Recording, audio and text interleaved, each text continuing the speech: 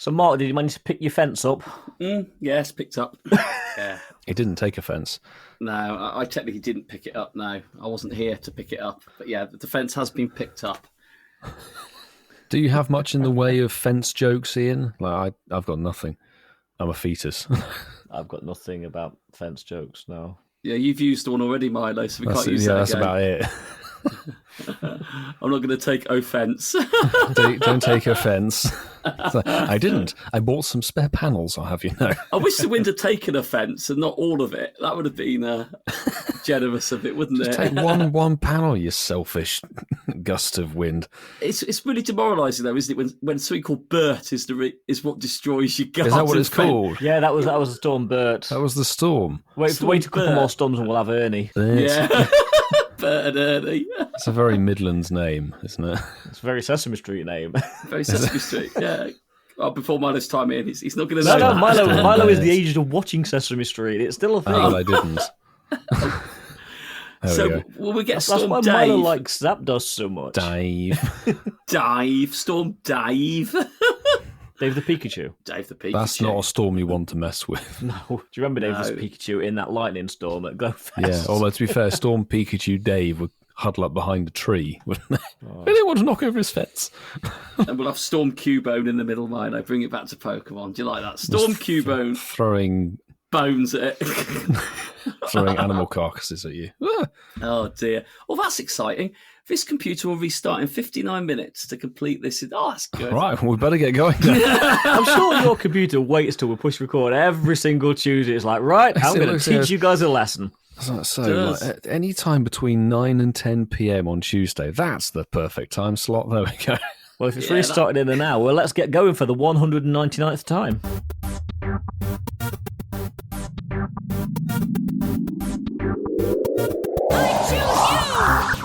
On this week's show, we review Go Wild Global, where Mark recalls sitting in a coffee shop a lot.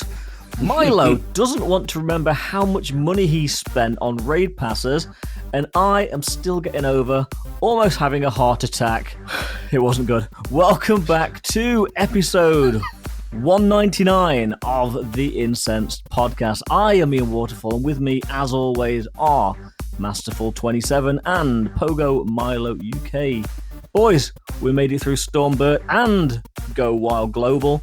How are we doing? Minus a few fence panels. Yes. That's old news, Milo. Come on. and Ian, do some deep breathing. Hopefully I can help you. You know what? We'll talk about it later, but thank God Matt knew which raid and it was a local because I genuinely had... You caught it on camera. I know nothing about this, so I'm very intrigued to listen to this as we talk further in the show. It was a glorious moment. Let's just say that. It really was. But yeah, Marky, you almost like lost your whole fence. It was almost like the Wizard of Swindon. Wizard of Swindon. The house nearly went flying. Sounds like a terrible nightclub. Yeah, you want the Wizard of Wiltshire. That's probably a Wizard little bit more. Okay, I love that alliteration. Yeah. More alliteration like that. A bit more WW, and then we'll leave it at that. Yeah. Hey, it's old news now. The fence got blown down. I found out about it late Saturday night as we were all sort of just wrapping up our evening together. Oh, God, we were all together. Ah. It was almost like a sitcom, wasn't it? The three of us in the same house. It was. Yeah, let's do it more often, actually. 5 of us. Yeah. Five of it was actually, yeah. It was like was it a quintuple? Quintuple, yeah. It was like, yeah. Who played Charlie Sheen in this show, Ian? It would have been quite cool, wouldn't it? But no, it was nice. It all happened when I was away, but fortunately, no one's got hurt. We're all okay, and by the time we talk next week, it will nearly be done. But that's a big one next week. But let's not talk about that yet. But yeah, all good, thank you. Yeah, enjoyed the weekend. It was nice having a weekend. Delved into the game, and actually just really chilling up, catching with people and playing the game quite hardcore. So it was a nice mix. Oh, Sue's greeting us from the back of a limo. Oh wow. How, hey. Incense Podcast royalty. Incense Podcast Thank royalty. you, Patreon. Yeah. Wowzers. Hi, Sue. They've upped the Ubers now. That's what I like to see. Ian, how are you doing? I'm intrigued to know why you nearly lost your breath or your heart attack, but we'll find out later. Yeah, how are you, mate? We'll talk later. But yeah, the weather at the weekend, certainly in the UK, it was fairly serious, actually, and we were blithering idiots walking around in monsoon-like conditions, wind, rain, and we almost lost Sue a few times, actually. Yeah, well, to be fair, her big raincoat did act like a kite. Yeah, it or a really big did. sail. It really, really did. Sue just said, "I'm Batman." I am the knight. I am the knight. Oh dear. Well, meanwhile, Marky's losing his fence to Storm Burt, and I've just about finished excavating my MX-5 from the leaves. It was buried in leaves. It really was. Honestly, my master, the more through the weekend we got, all the leaves that were being hurled off of every tree across the borough seemed to end up next to my master. And he just, every time we popped by the house, it was like, right, it's higher and higher. Yeah. It'd be like a time lapse in the desert where you see something get buried. Like some sort of Egyptian excavation. Yes. What we have here is a Mazda MX-5. We have a Generation 3 2012 MX-5. Yeah, at least it wasn't water, Milo. Anyway. Oh, yes, that is it's not a submarine. No, that's true. Although, aren't those glass tops prone for leaking? Thankfully not. Oh, okay. On this generation. No, Mark II would be the problem. I know one of them was, yes. Yeah, no, this is a good one. And it survived Storm Burt. I've heard that the Mazda that Milo's got has got, is it 6 more windows with the Shard in? Is that right? It's got almost as many as the Shard. Yeah, So one less. But we'll figure out whether Milo's... It's actually known as the Shard of Ealing. That's what it is. Shard of Ealing. Shard of Ealing. So, boys, for the 199th time... Oi, you sleepy sailors, it's time to drop your incense.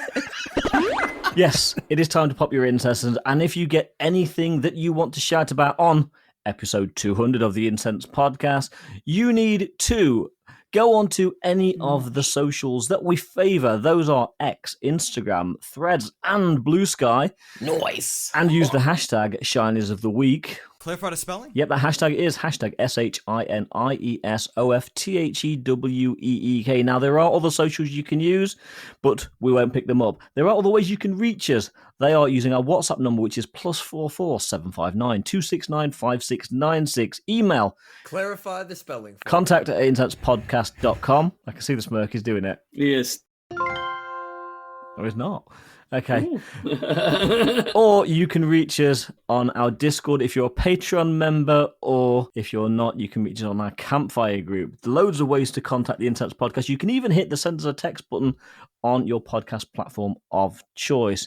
And we will read out... Clarify spelling. Hashtag SHINIESOFTHEWEEK. And we'll read out some of those next week, as well as some of them tonight. But now that's done, let's go back to the tried and tested formula. As it's episode 199, let's go back to the original formula of the show and get into... Just tell me about you, mate. Just what's going on? Now, for the last 199 weeks, yes, I'm going to keep saying that because next week is a milestone. We've been asking each other questions to get to know each other better. And sometimes, Mark, about Pokemon Go. It's generally Mark. Milo generally doesn't ask Pokemon Go questions. But anyway, we're almost 4 years deep into this journey together. So this week I want to know, if you could do one thing differently on our collective podcast journey, what would it be? That is a very tricky question. Very, very challenging. Boss lads would never join. The like those that never pick up Pokemon Go we had a couple of weeks ago. Yeah. That's an option for the poll. Goodness me. Has your water attacked you? It's exploded. It's gone right down my back. How did that happen? How have you achieved that? I do not know. I really do not know. Exploding water. Is that Clarkson's water? Thanks, Costco. He just opened the water, it exploded, and somehow it leapt from in front of him down his back. Was that visible on camera? We'll have to get that on... I wasn't looking, unfortunately. Jeez. Anyway, carry on. No, it's a very good question. We've had lots and lots of progression through what we've been doing here as a podcast, through starting on Zoom and then episode 100, which we talk about extensively, even our 1 year anniversary show, which was monumental, and then changing the formula, doing our live shows. But I think what I would have liked to have done is give doing live shows a bit of a crack earlier, because I feel like we were missing that for so long. It was really cool that we started doing it with live events, but if we just decided, when we rocked up for the first time together as a foursome at Mark's old place in the country, if we just whacked out the If we'd have mics whipped out and the Zoom recorder, recorder, then yes, exactly. Yeah.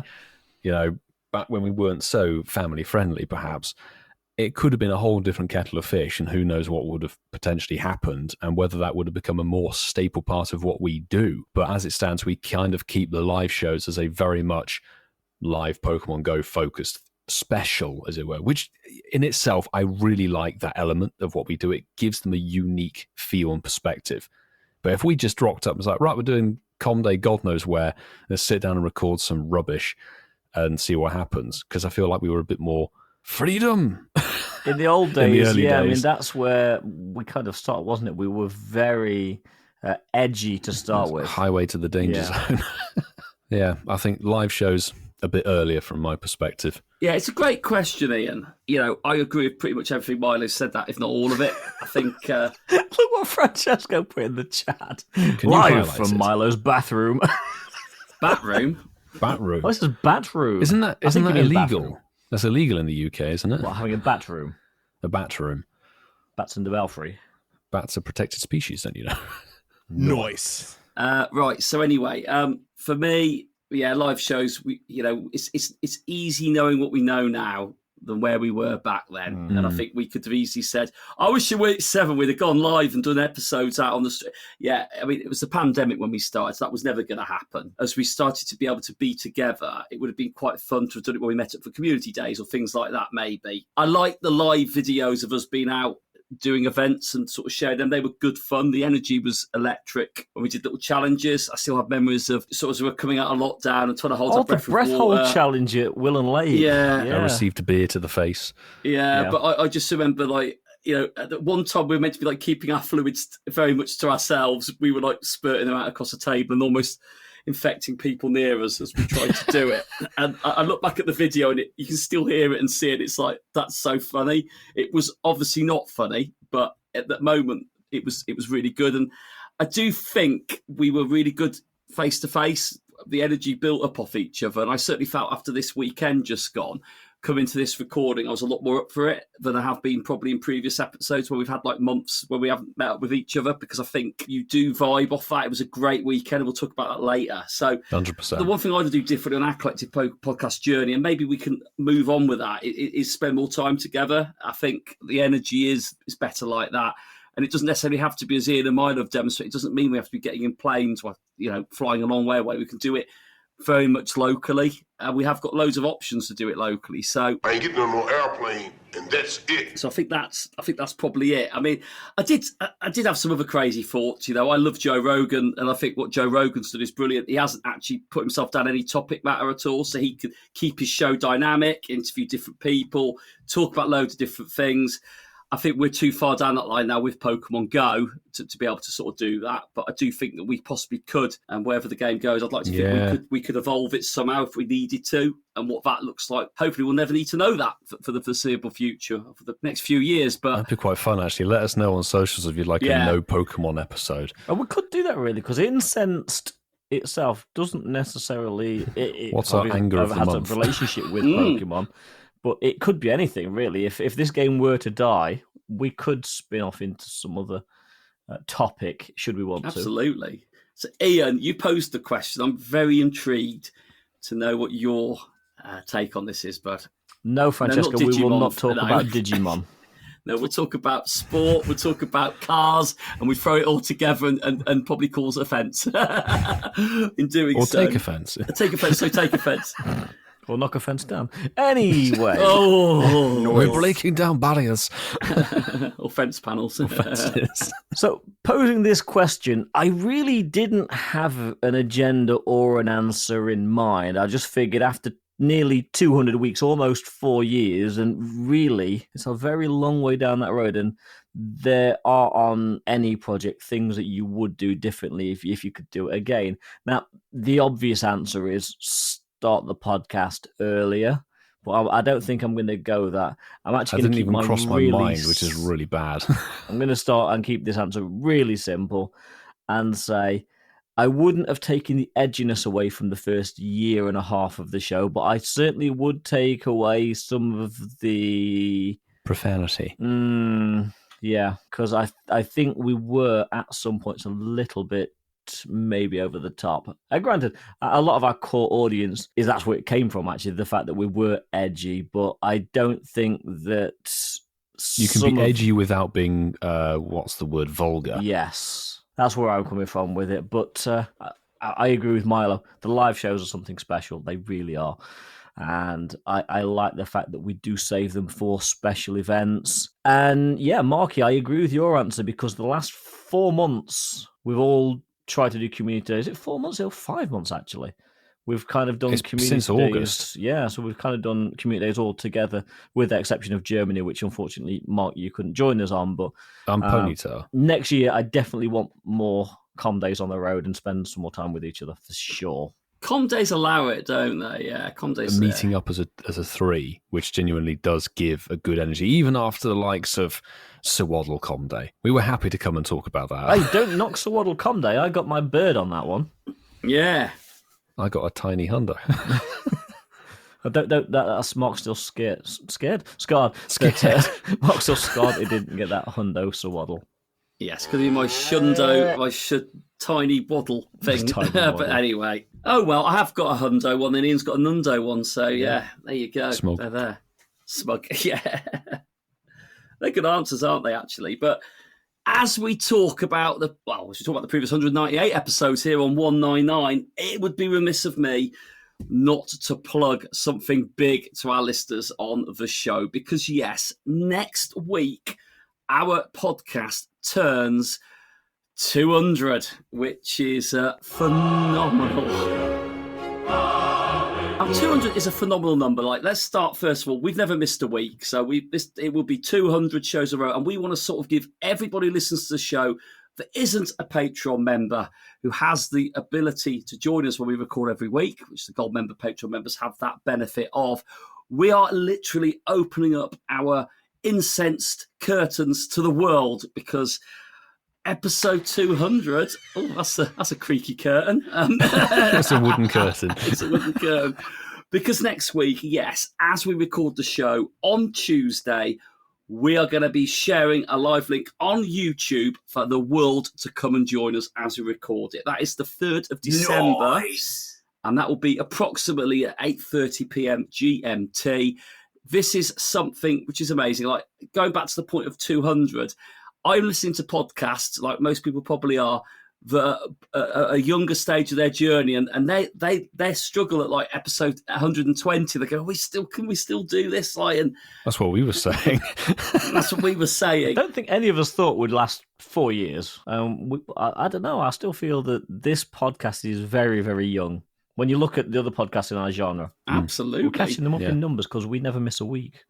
We never miss a week. So yes, if you're listening to the show for the first time, or you are a regular and you haven't had the opportunity to join us for a live recording session of the podcast, well, yes, Tuesday, the 3rd of December at 8:30 p.m. GMT is your opportunity to do it on YouTube. Find us at Incense Podcast. We'll share the link across our social medias as we get to that time. But yes, come and join us. Watch the carnage. It's a big one. We've got loads of things that we're not even aware of what's happening on the show. It's going to be very, very, very different.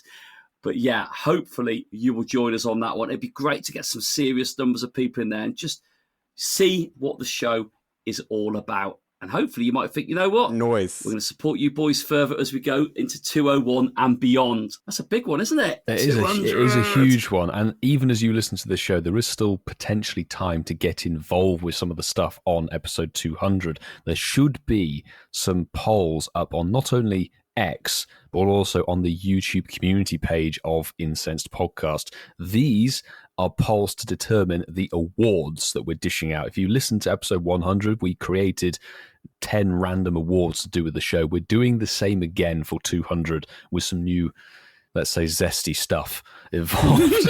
So it may require a little bit of listening back to some of the older episodes, but there's a lot of funny moments in there. Get involved and have your vote. Yeah, so we are looking forward to 200. As Mark said, as Milo said, we are having the awards ceremony back.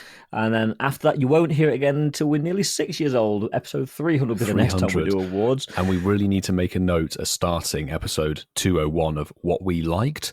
Yes. Oh, God. Imagine that every night after we finish recording, we go, I like that bit of that. Yeah, Shall we time keep it in the code book? that one. We'll just end up with another 100 sections. I really like this bit. This was good. Meeny, miny, mo. Yeah, because 100 episodes is a lot to go back over to find the bits that we kind of resonated with over and above regular stuff. That's enough about us. Let's talk Pokemon Go. It's time for... It's the news.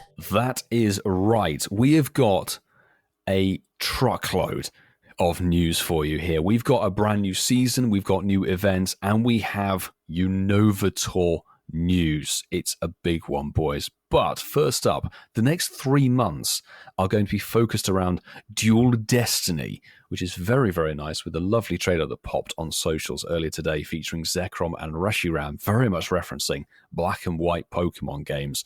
And the season is going to run, much like this previously gone season, December the 3rd at 10 a.m. your local time, and it will conclude on March the 4th, 2025 at 10 a.m. your local time. Can we just talk about the logo? The logo looks amazing, and it references black and white. Yes, and I dare say a bit of fusion goodness in there as well. At this current time, Unova Tour stuff is right at the top, but we're going to come to that in a second. And there's a lot of cool info dropping in this season with max debuts and everything. But first up are the stickers. Glorious, lovely winter Mareep in there. It's fabulous. I think Mark's looking at the Morlul stickers. There's Christmas Morlul. Is it Christmas Morlul? It is Christmas Morlul. It's Christmas Morlul. I think it is. That's beautiful. Fleecy boys there, yeah. It's such a big article. I haven't even found the stickers. Oh, there they are. Me. Yeah, look at them. Lovely. If you love stickers, you'll like these. I'm not a fan of stickers, so yeah, they look nice. Yeah, they'll be collecting space in your sticker storage. However, Dual Destiny sees the return of the Expedition Access. So every month during the Dual Destiny, trainers will be able to purchase a new ticketed experience. Probably not that new, considering, 2 seasons ago we had something like this.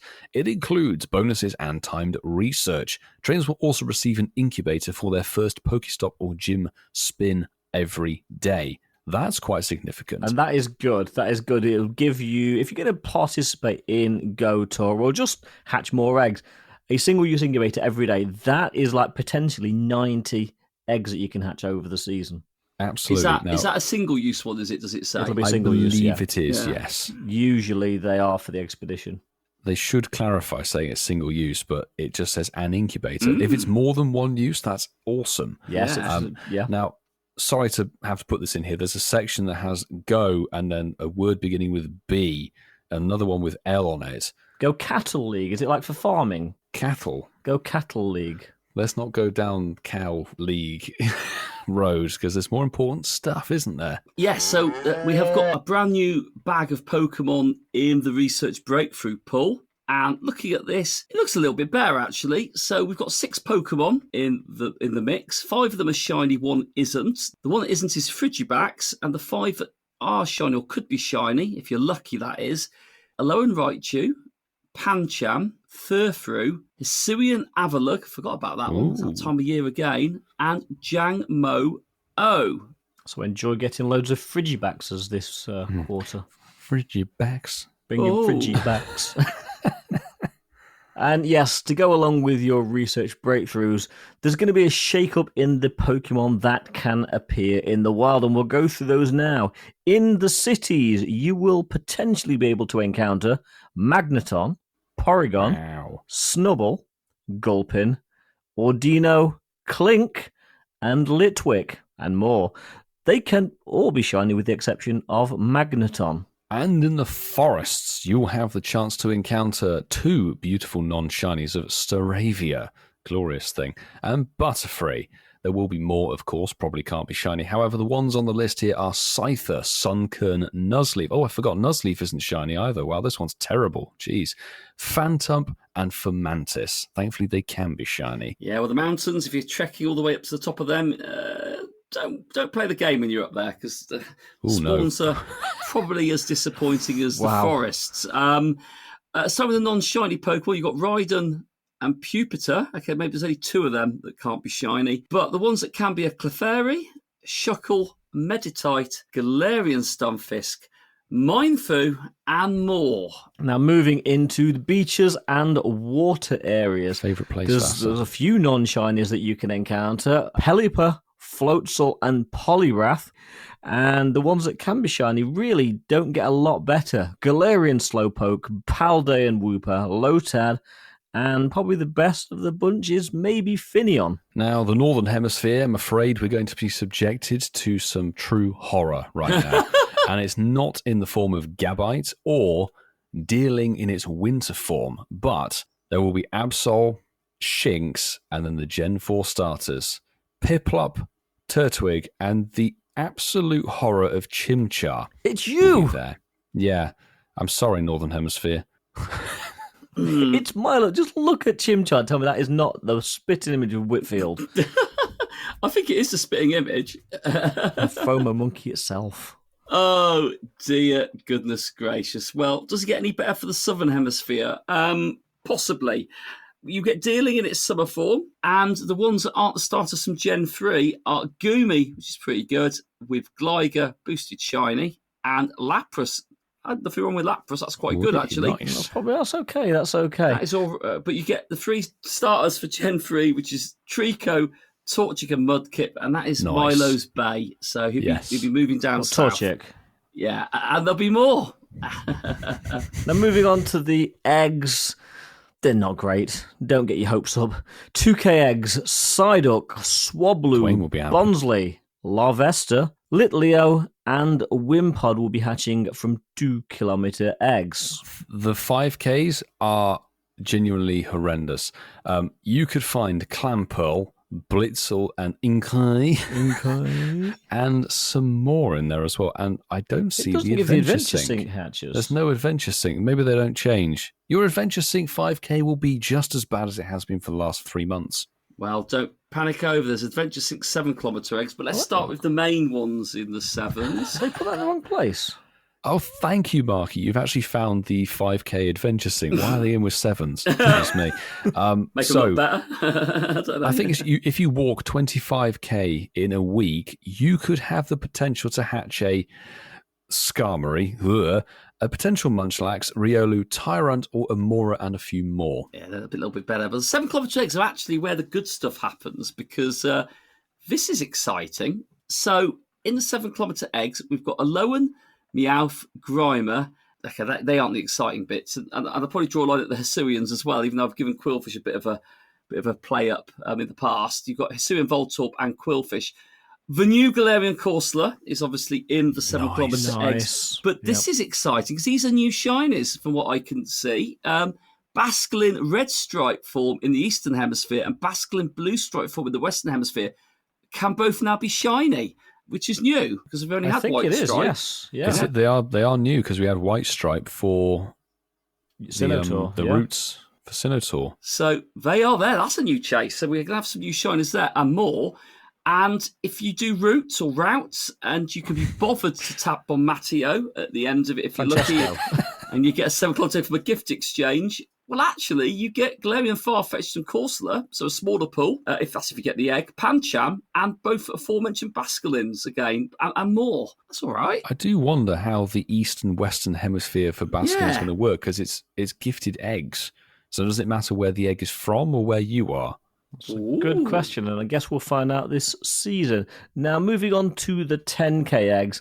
They're not great. Let's be honest. They are not great. Drudigon, which could be shiny, will be in the 10K eggs. Dreepy and Charcadet, which can't. It does say and more, so we'll see what else is in that pool. And your 10K Adventure Sync rewards, again, probably not the best, but better than the 5K certainly. Esper, Turtonator, and Jangmo-O are your potential shinies. Charcadet and bringing Fergie backs is obviously not shiny. Your seasonal bonuses for the next 3 months are, I usually think there were more than this, but you're going to get 1 additional free raid pass per day from spinning a gym. Nice. Extra Stardust earned from Team Rocket battles, which is A-OK, that's free, and extra Stardust from gifts. That is it. That is it. That is it. But that is the season of Dual Destiny. Well, or rather it's just not Dual quite, Destiny. is it? Because the biggest part of Dual Destinies is one of the tent poles of the year. It is the tour. And this year, of course, Unova Tour. Oh, yes. Good old Generation 5, Pokemon Black and White are getting a huge feature. And Go Tour has never been bigger than this because it's splitting. First up, we are going to be returning to LA. Los Angeles is featured at the Rose Bowl Stadium once again. Are we going to be returning? I would strongly say yes. I think Very so. much so. Yes. And it's a 3-day event like last year, so February the 21st to the 23rd in 2025. Perhaps see you over in LA. And the base ticket is going to be a nice $25 USD, of course. That will be the early bird price until, probably the end of December. There are going to be lots of lovely, juicy add-ons to buy, Raid Lover, Eggthusiast, and citywide gameplay editions. So your $25 ticket will rapidly increase to probably $100. Just bear that in mind. Now, the second live location for the Unova Tour, and this is a first. We've had singular cities around the world, Las Vegas and LA, for previous tours. This time, as Milo said, 2 cities. New Taipei City will host the Eastern Hemisphere Go Tour, and this will it'll be the exact same date, so the 21st to the 23rd of February 2025, and this will be in Metropolitan Park. Now, tickets for this one are going to be, are you ready for this, boys? $630. I'm guessing it's going to be NT, it does say NT dollars, so it's going to be New Taipei dollars, but $630 is going to be the discounted limited time price to get the base ticket. It probably equals 25 USD. I'm pretty sure it will do. Oh, £15.37, Ian. £15. There you go. And just as with the LA ticket, there are going to be add-ons for the event. You pretty much know the crack now after the last couple of years. Raid Lover, Eggthusiast, and citywide gameplay will all have add-ons that will bump up the price of your ticket, but also your enjoyment of the event. And with all good events, we get a global event as well. Yes. And on March the 1st and the 2nd, there is a free unticketed experience, which is refreshing. And from the news that we've had shared as we record the show, it doesn't look like there's any add-ons either to that one. Simple, free event. We'll see if that changes nearer the time. Shock horror freebies in Pokemon Go. Now, Los Angeles and New Taipei City are going to have copy-paste game experiences in terms of spawns. We're not going to dive into absolutely everything because we're fairly confident there's going to be yet more information. This is what happened last year. It is, there were drip feed us the information over the next few weeks. And waves of new info. So we're just going to run through the highlights. And the first thing to note is the only remaining non-shiny family in Unova that isn't mythical or legendary, Deerling and Swordsbuck, will be shiny for this event, of course, and they are going to be split into specific biomes. Which makes sense. 4 biomes, 4 Deerling. Yeah, absolutely. And they are very cleverly named Winter Caverns, Spring Soiree, Summer Vacation, and Autumn Masquerade. Now, for you Pikachu enthusiasts out there, there are a hell of a lot of Pikachus that will be released, and they can all be shiny. There will be 4 different Pikas. I think we had this with Sinnoh, actually. There was with hats on. Yeah, we did. Pikachu wearing Hilbert's hat, Pikachu wearing Hilda's hat, Pikachu wearing Nate's visor, and Pikachu wearing Rose's visor will all be available during this event. And Drudigon. Yeah, Drudigon. This is a common occurrence for these tour events, is that the incense, our sacred item, delivers the shiny unknowns. And for the event, of course, they're going to spell Unova, the 5 available at the moment. There may be more in the future. Are the U, the N, the O, the V, which is very exclusive, and the A, potentially filling up some unknown decks there. And that's the same for all events looking at this. Global has it as well. Ooh, Yeah, I think there's going to be a lot of overlap. So the exciting bit, we're not going to bore you with all the eggs, but the 10-kilometre eggs are where the good stuff's happening across all 3 events, the 2 in person, the 1 global. There are a lot of shinies. Well, there's not a lot of shinies. There's 4 Pokemon. They can all be shiny. One of them's been in the game for a little while. That's Larvesta, so a better chance maybe of getting a shiny Larvesta. Fingers crossed. But the other 3 are all brand new shinies. We've got Bouffalont, Sigalith, and Maractus. All of them now going to have the shiny potential. 4 Pokemon, 10-kilometre eggs. All of them can be shiny. Watch the 5 and 2s drop. That's all I'm going to say. Let's hope they get that right. Let's hope they get it right. Absolutely. The Egg Enthusiast add-on for the live event should generally give boosted it paid 10Ks. quite well in Sinnoh. Yeah. It did pay very well for both previous tour events. And the next bit of awesome information is the mythical that is making its shiny debut in the game, Meloetta, which has only just, boys, been released to the world via Pokemon Home, literally, was it a month or so ago? So this is a very new, very, very new shiny mythical.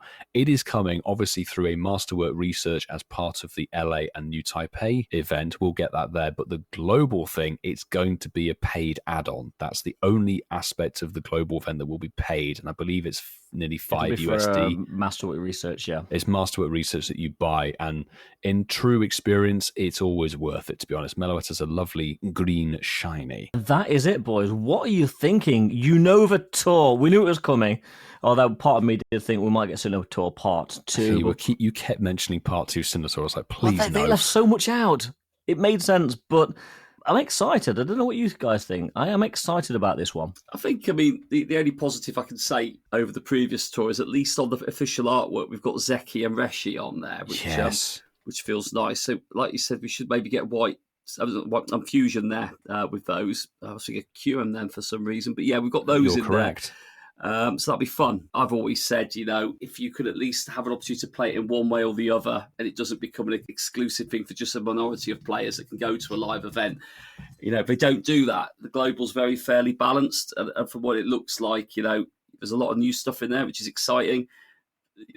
For me, I just want to get all my dealings. I couldn't care about the Pikachus. I want all my dealings. And the regionals. The regionals as well, yeah. These 3 regionals, Sigalith, Maractus, and Bouffalont, have all spawned they have spawned in events, but they've all been really infrequent. These are pretty coveted new shinies that people are going to want. Yeah, 100%.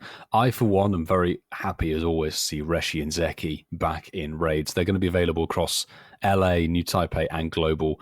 And it's not mentioned here, but I'm fairly confident, boys. You've mentioned Fusion there, Marky. This was the first game that introduced Fusion as a mechanic. We saw it with Necrozma for GoFest, and it was a huge hit. We will get Black and White Kyurem Fusion. I'm fairly confident with this one, with the live event, or whether it's released through Global. How they do it, if it's the same as Necrozma, or if it's different, we'll have to see. But there are a lot more bits and pieces. There's obviously going to be snapshots. There should be roaming legendaries, because Gen 5 is chock full of legendaries. There's 3 different triplets of legendary trios. There's going to be field research and everything. It's going to be wild. It's going to be absolutely crazy. Speaking of going wild, we'll talk about it a little bit later in the show, but hopefully your wallet's recovered, Whitfield, for all this raiding when we get around to Unova Tour. We thankfully got, 3 months? Yeah, give or take. So, yeah. Something like that. We're still on the news heavy bus, and we're now going to go to December content. There's been a bit of an update on that. I'm going to start talking about the Max Battles. The following Pokemon may appear in Max Battles throughout the Dual Destiny, and between December the 3rd and December the 9th, we've got Machop, Beldum, Wooloo, and Phalanx. Well, isn't Machop new in Max Battles? Yep. It is. It is new, and things that also are slightly new between December the 9th and December the 23rd. Bulbasaur, Charmander, and Squirtle, which aren't new. We've got Squavert, isn't new either, but we do have Krabby. I don't know how that's going to play, but that's quite exciting. Another new one in there. And then we go to December the 23rd to Jan the 6th. This is interesting, actually. So we get Grookey, Scorbunny, and Sobble, which obviously they aren't new. Krabby stays around. for a little bit longer. But then we get Cryogonal, which is going to be pretty cool. That's a very winter-themed Dynamax Pokemon. So many new D-Max Pokemon are being released in December. Yeah, Cryogonal is shiny on release, so that's quite cool, as is Krabby, as is Matchop as well. Max Mondays are going to be a thing again in December. So the following Dynamax Pokemon will take over power spots for an hour each week. On December the 2nd, we get Squirtle. December the 9th, we get Krabby. December the 16th, we get Charmander. On December the 23rd, we get Cryogonal, which feels about right. And then December the 30th, we get Bulbasaur. That is between 6 and 7 p.m. local time. And as we say all the time, all the roads lead to Kanto. Yes, they very much do. We will never escape Bulbasaur as long as we dare live. However, the 5-star raids and mega raids do seem to take a bit of a backseat, which honestly, after the craziness of this last month, is a welcomed relief. There are just 2 5-star raids for the whole of December. From the 3rd to the 12th of December, we do have a new shiny drive. It's Chill Genesect. That's like the light blue drive, I think. And then to round out into January, we have the altered-legged Giratina, which is December the 26th. Is there a missing section of time there? I believe there is. I think I know why. I've just looked below. The 26th of December to the 4th of January is when Altered Giratina will be featured. That is not a new shiny. Your mega raids. Mega Banette is slightly out of place when it's December the 3rd to the 12th. It should have been left in Halloween. However, this is where the time slot disappears, I think. Mega Latios and Mega Latias are returning. Latios will be featured from the 12th of December to the 19th of December, and then Mega Latias is having its own time slot, the 19th to the 26th of December. And finally, good old Mega Abomasnow, that lovely Mega Christmas tree, is coming back, 26th of December to the 4th of January. It's a Mega Christmas tree, Milo. It is a Mega Christmas tree. It's fabulous. Now, Shadow Raids, boys, after what feels like an eternity, are finally getting a bit of an update. We have Shadow Reg Ice being made available for the first time ever on December weekends. So Shadow Shiny Reg Ice is going to be available, obviously in-person raids locked only for the weekends in December. And your raid hours are twofold. You'll have Chill Drive Genesect on the 4th and the 11th of December. Mega Latios will be on the 18th of December. And Mega Latias, finally, on Christmas Day. Fantastic choice of raid hour. Good luck for your festive Latias. Good luck with your live stream on that one, Whitfield. Yeah, I'm not sure if that's going to happen. I'd be very disappointed if it did happen, Milo. I'd be very disappointed if it didn't, considering you're a full-time content creator. Can it happen from while cutting the turkey? All the cheese. All the capercaillie from last week. Oh, dear goodness. Well, with all good months, we get a new set of spotlight hours. And I'm going to try and remain positive on this because there are 6 spotlight hours in December. We have got a dual one on a day, but still, work with me on this one. So on December the 3rd, with 2 times Catch Stardust, we have Sableye. That's okay, isn't it? Boosted Stardust Mon. I was just obviously a little bit sick in my mouth. Ian doesn't understand Stardust. How do you say that when I've got like nearly 30 million in? How much do you have? Not that. Not that much. December the 10th sees Murkrow appear, leaving Halloween, well, not really truly behind, but coming into the festive season with 2 times Catch XP. With Mega Banette, I think they're trying to extend the Halloween period. We have, this is a good one. This is like Fire and Ice coming against each other on December the 17th, with 2 times Catch Candy. Yeah, you might not really need them, but Slugma's eluded me all the way up till now. So Slugma and Bergmite have a little battle on December the 17th in a dual Pokemon Spotlight Hour format. And here we go. You have to mention Adam because Adam loves this bird. And it's got a holiday ribbon, which makes it even better. But if you are playing it on Christmas Eve, you can play for Delibird. And that is with 2 times Transfer Candy. Save your Pokemons for that day. Nice. And Milo will be definitely doing this on New Year's Eve because this is his bay and it's teasing him before the clock strikes midnight. Forget the New Year's party. He's just going to be out doing It's a good way to start. Yeah, he'll be getting on this one because Shiny Togetic is his chase. Because December the 31st with 2 times Evolution XP, Togetic is rounding out December's spotlight hours. Yeah, now moving on to the events for December, there's a fair bit happening, and we can actually talk about a few of them because news has dropped about a couple of these events. So between the 3rd and 7th of December, we have got the Just My Cup of Tea event. Ian, you're just my cup of tea. Oh, thank you. You're welcome. Just my cup of tea. This is a very British event, I think. Oh, that's awful. You know what? Just My Cup of Tea. It is very English. Very English indeed. Yes. Sorry. Tuesday, December the 3rd at 10 a.m. your local time through to Saturday, December the 7th, 2024, 8 p.m. your local time. Just My Cup of Tea will be the event that, well, it introduces us to a new Pokemon. That Pokemon is Sinistea, the black tea Pokemon, and its evolution, and I love this name, Poltegeist. Brilliant. Brilliant. They're very cool. I like the Pokemon, honestly, and they're Galarian, so it's right British cup of tea. Hopefully not PG tips. But Nothing wrong with PG tips. I do think this was a Halloween. It should have been Halloween, surely. It's not a Christmassy holiday season Pokemon. Anyhow, your event bonuses are going to be double friendship bonus damage in raids. That seems very oddball. And 50% more dust from completing raids. So raid bonuses. And boys, it's a good thing to see incense, our favourite item, the namesake of this show, has got exclusive spawns, which are fairly mediocre. Oddish, Miltank, Combi, Gothita, Litwick, and Spritzy. And if you're lucky, you may encounter a shiny one of any or all of them. Don't think it's worth dropping in incense during this event. No. Well, I will also... Well, Milo might find it slightly controversial, but it might not be worth hunting any wild encounters during this event as well. But we've got Brevard that unfortunately can't be shiny. Its time will come in 2035 with the roadmap. But yeah, I'm confused about these spawns. I really am, because we've got Duskull. They really are extending the Halloween period here, aren't they? Yeah, well into the festive period. Starly, Taylor Swift, Nice. Slowpoke. Do we need Slowpoke What's again? that in there? There's nothing wrong with the Slowpoke. And Slack Off, which obviously. Oh, yes. Yes. Oh, is he as poked up there? What? Toka Slack Something Off. else poked up. Maybe it was his Slowpoke. But anyway, those wild encounters, I don't know. I think the new Pokemon's taking the headlines on this event. I think what it we've really seen is. so far. It's a shame it's not in the wild. Oh, Milo, that's very true. Yeah. But Greavard's okay, you know. There are also going to be raids, and this is where you have to potentially spend a little bit of money. But no, the 1-star raids are actually interesting, because we have male and female Frillish. Yes, they are the festive Frillishes. The festive Frillishes. Festive Frillish.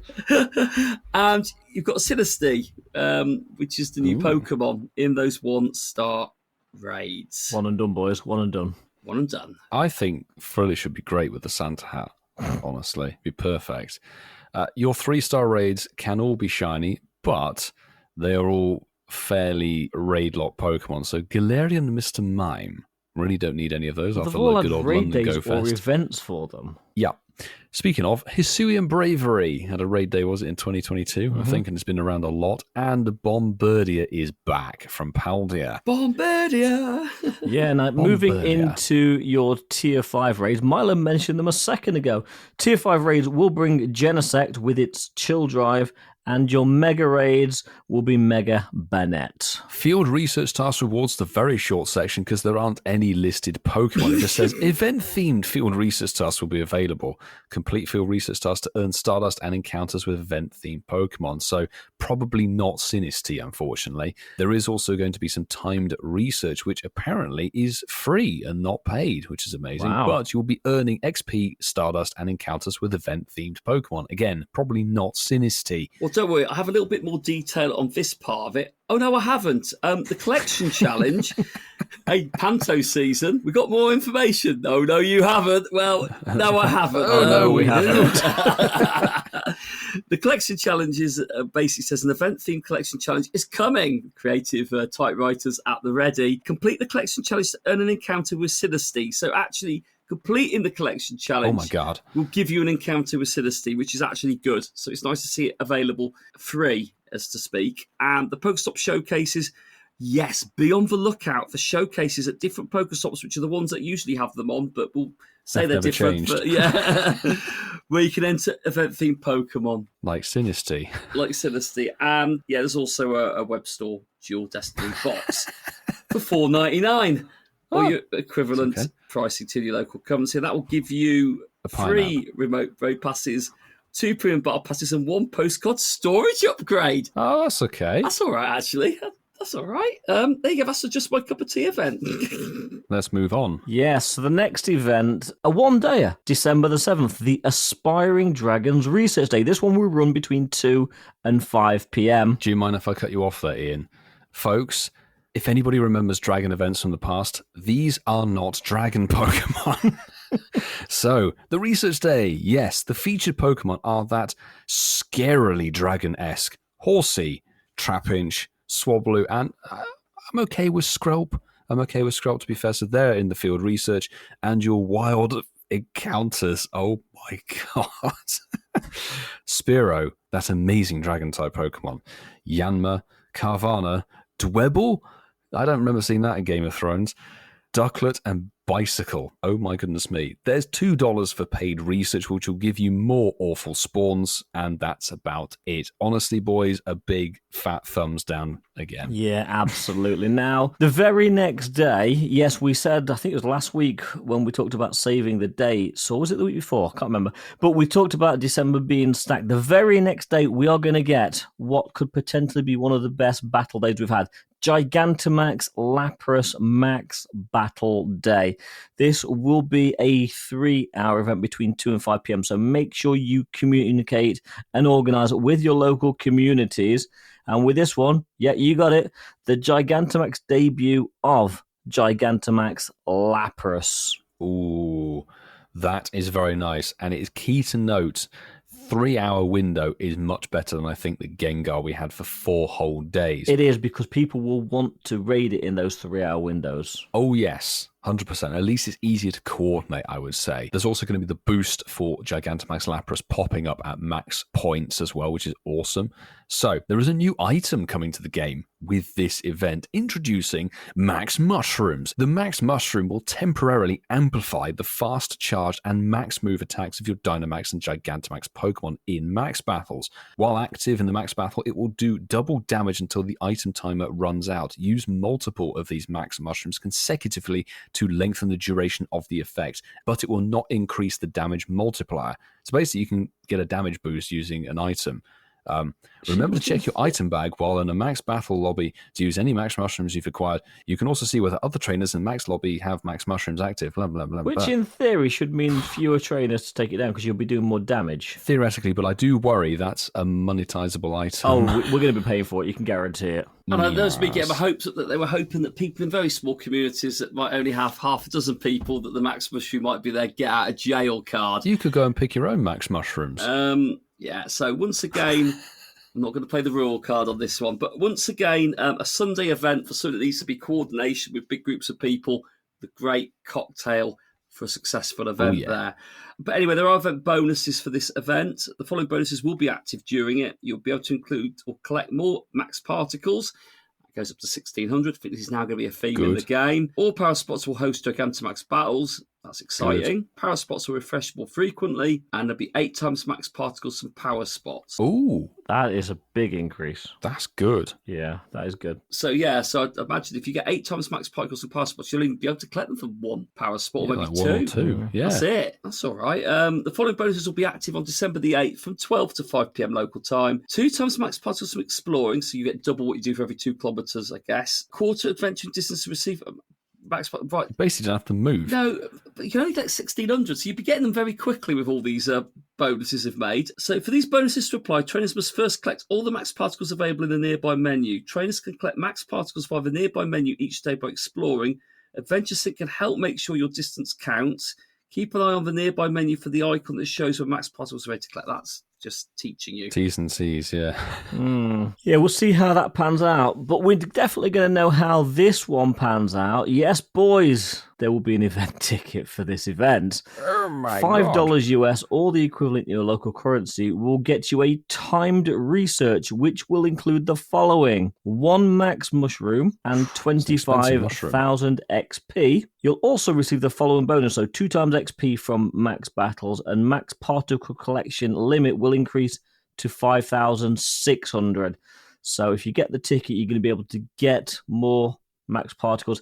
So the boost is kind of there so that you can actually do more max battles during the event window. Monetarily wise, that kind of makes sense and works out. Yeah. You pay $5 for the ticket, that opens up more max particle collection. And it's the usual fare with a ticket. You can buy it at any point between when it's available to when the event finishes, and trainers can gift the ticket should they want to. And there's, of course, a web store bundle going to be available for this event, and it will be a $7.99 or equivalent in your local currency.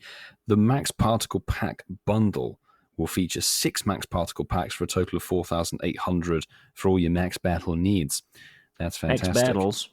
Max Battles. There is also a double event featured bundle apparently as well for $6.99, which will cover you for the Aspiring Dragons Research Day and the Gigantamax Lapras Max Battle Day. God, the event names are getting longer and longer and longer. I don't think visit the web store anytime soon. You said that the event titles are getting longer and longer. Well, they're not. The next one, December the 10th to the 14th, is called The Young and the Wise, or Young and Wise, more specifically. Is that me and you guys? Well, I don't think you're young or wise, are you? No. You're the wise, you two, and I'm the fetus. So you're the young and we're the wise, is that what you're saying? Yes, there you go. That's what you're saying, Ian. Yeah, that's not true. Anyway, this one will run from 10 a.m. your local time through to 8 p.m. your local time on December the 14th. That will be followed by, and we'll get into more details about these other upcoming events later on in the season. December the 14th, we're going to have the Necrozma Fusion Raid Day. I think we can talk about that one though now, boys, can't we? Absolutely. Necrozma Raid Day. First time to see it back since the Go Fest of this year, and it's the fusion forms of Duskmane and Dawn Wings that are making their appearance December the 14th, 2 to 5 p.m. your local time.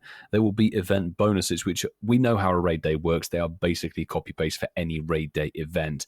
Additional 5 free raid passes for spinning discs at gyms, and the remote raid pass limit will increase to 20 from December the 13th at 5 p.m. to Saturday, December the 14th at 8 p.m. PST, just to be extra confusing. There, of course, is going to be an increased chance to get a shiny Necrozma, which will be better than the Go Fest. There is a $5 event ticket, which will give you 8 additional passes, increased chance of rare XL candy from raids, 50% more XP from raid battles, 2 times dust from raid battles, and those bonuses will be effective for a bit of a bigger window. And you can gift that ticket, of course, as well. It talks a lot about Pokemon Fusion. Basically, you're going to be getting a lot of energy from these. Thank you very much, Milo. Now, December the 17th, the holiday event part 1 will start, and that will run through to December the 22nd. Starts at 10 a.m. on the 17th through to 9:59 a.m. on the 22nd. And that is because, well, there's a bit of an overlap. December Community Day weekend will run over this same weekend. So December the 21st and 22nd is going to be the 2024 Community Day mop-up. That will run from 2 till 5 p.m. on the Saturday and the Sunday. Then the holiday event part 2 starts at 10 a.m. on the 22nd of December, and that will run through to December the 27th at 8 p.m. your local time. December the 29th will bring us the Charged Embers Hatch Day. That will be again 2 till 5 p.m. And then December the 30th to January the 1st is the New Year's 2025 event, which will run from 10 a.m. on the 30th through to 8 p.m. on January the 1st, 2025. 25, and boys. That is what you can expect in December. And beyond. That's a lot there. That's a lot there. That is a lot of news.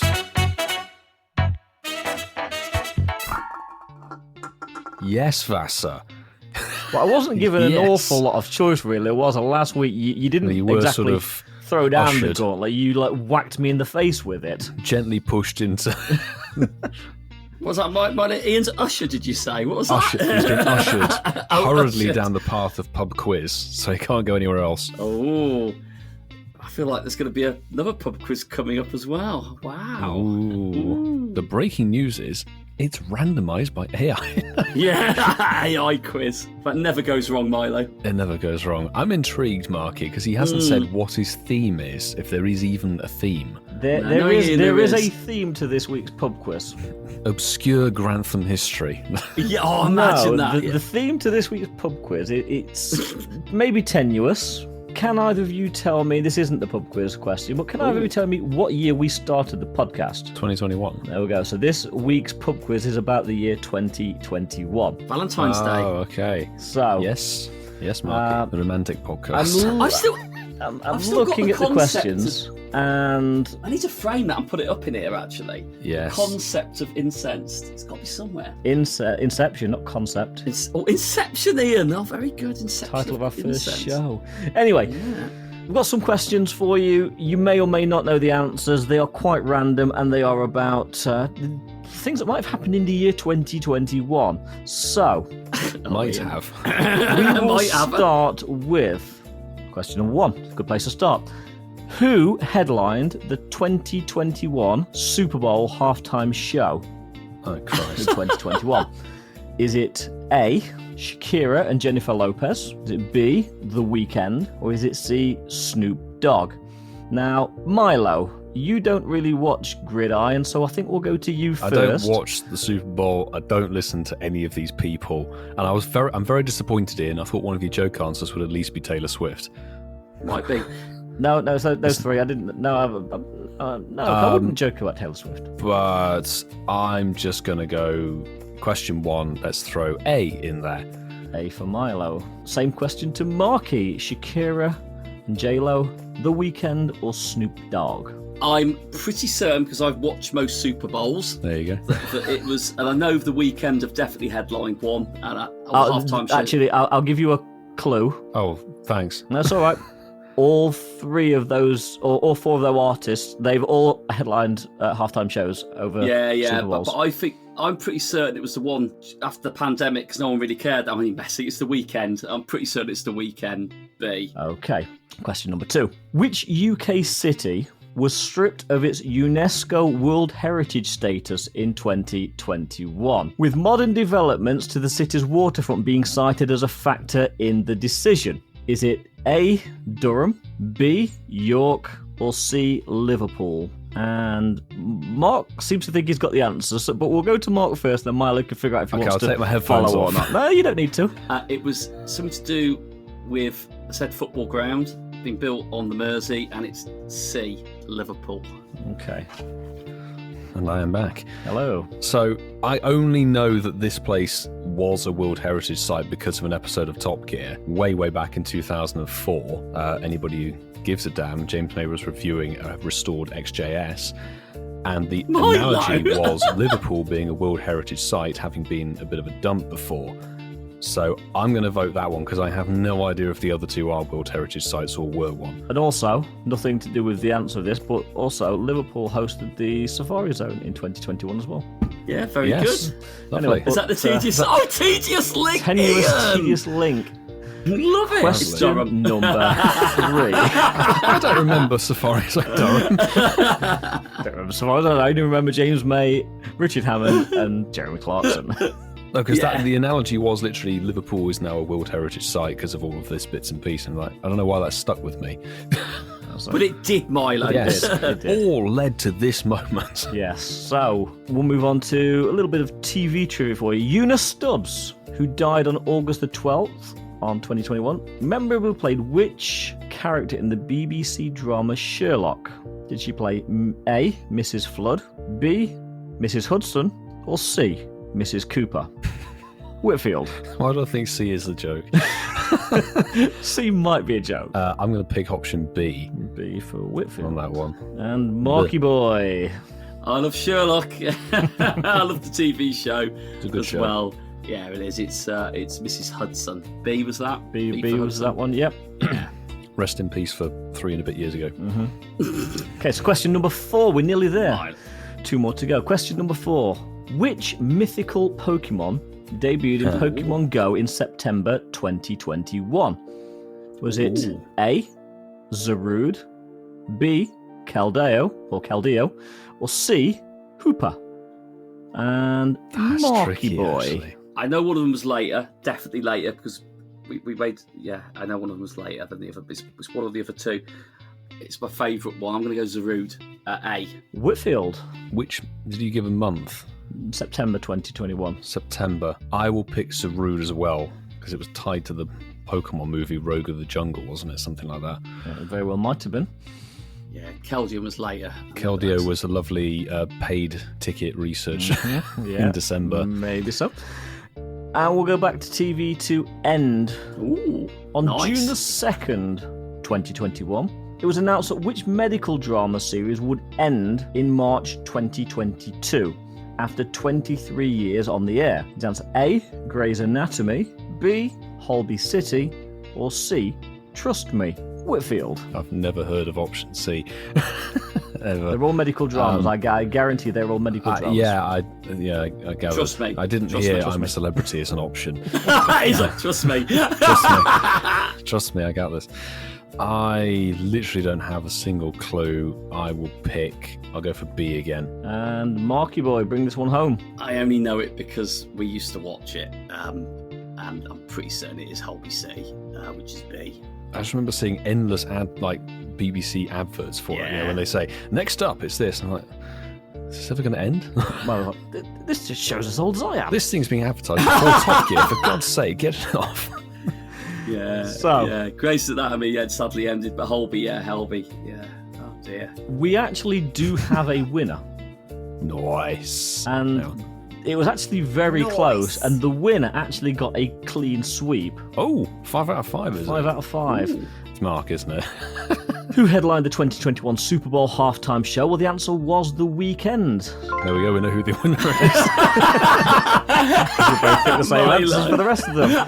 So, yeah, Milo. At least I know it's only sport that's let me down. which UK city was stripped of its UNESCO World Heritage status in 2021? Yes, it was Liverpool. That was actually because Mark said it was a dump, actually, in episode... Oh, was it his direct yeah, feedback? I think so, yeah. Yeah.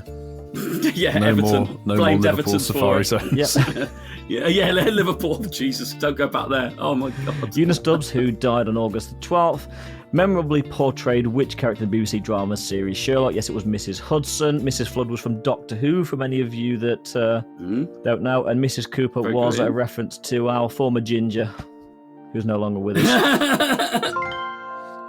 Question number 4. Which mythical Pokemon debuted in September 2021? Yes, it was Zarude with a paid ticket.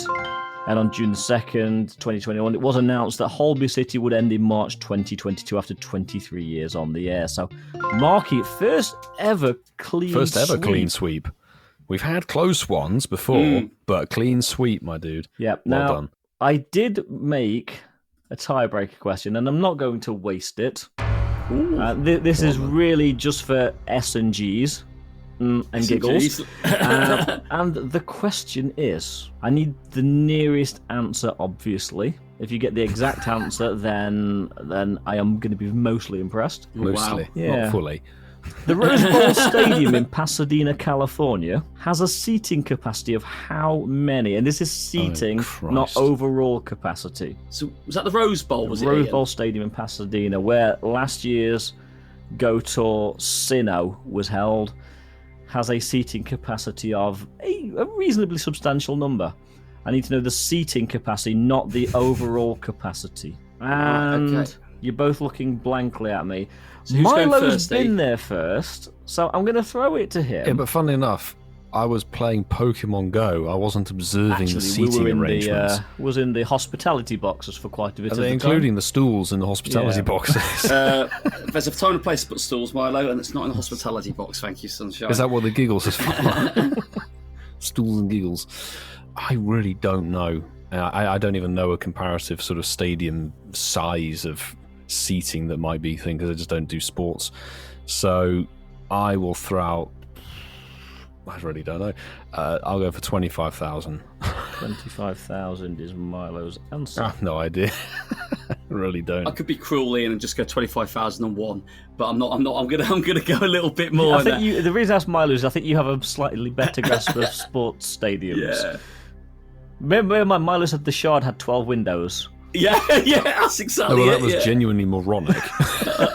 Milo, come on now. Right, so let's put it this way. So 25,000 seats is probably more than Brentford have got in their stadium. So I can see why you'd probably fit the Rose Bowl. That's a geotag in the game, isn't it? There's a geotag in the game. But the Rose Bowl's massive. I've been watching your videos. I knew it was a big stadium anyway. And American college stadiums as well as their main stadiums, they're ridiculous. And I'd imagine most of it's seating. I'm going to go on par with the largest stadium in the UK, which I think is Wembley Stadium, which I think has got between 80 and 85,000 seats in it. I'd probably go in at about 80,000 seats. Got to do some quick maths. No, because I set a formula up on my game sheet. Ooh, So, Ian. well, let's be honest, Mark's won. Yeah, that could be concluded the moment you said stadium and how many seats. Milo, So I love you. Mark was 9,702 seats out. How many? Mark was 9,702 out. The seating goodness capacity of the Rose Bowl is, Oh, wow. according to Google, 89,702. Big stadium. Big Since then, stadium. They've added at least 5 deck chairs in there. I've just Googled it. Wembley's 90,000. So actually, it's Goodness right on the money with Wembley. Wow. Yeah, and it's a beautiful stadium. It looked it, mate. And in comparison, Milo, Brentford Stadium is actually 17,250. Oh, there you go. Well, Milo was right then. It is bigger than Brentford. Yeah, he That was wasn't right. what I was going for. That could be new TV series, couldn't it, Ian? Bigger than Brentford. And Milo, even Francesco said in the chat, the Patreon chat, where Francesco is one of our admins, yeah, it was around 89k. It was bigger, like 100k in the first era after the construction. So he's quickly been on Wikipedia, yeah? Quite probably, to be honest. Yeah. Yeah, Kerry had a good guess, 60,000. Kerry Kerry was closer than Milo. ballpark. Yeah, absolutely. Well, all that talk about Brentford has brought me a little bit closer to home because, yes, this weekend just gone, we were all together for the brand new event in Pokemon Go. It was the Go Wild Global event, following what looked amazing in Japan. I'm not going to be able to, I can't pronounce the name of the place. Was it Fukuoka? Fukuoka, whatever it was. Ian couldn't insert the right name there.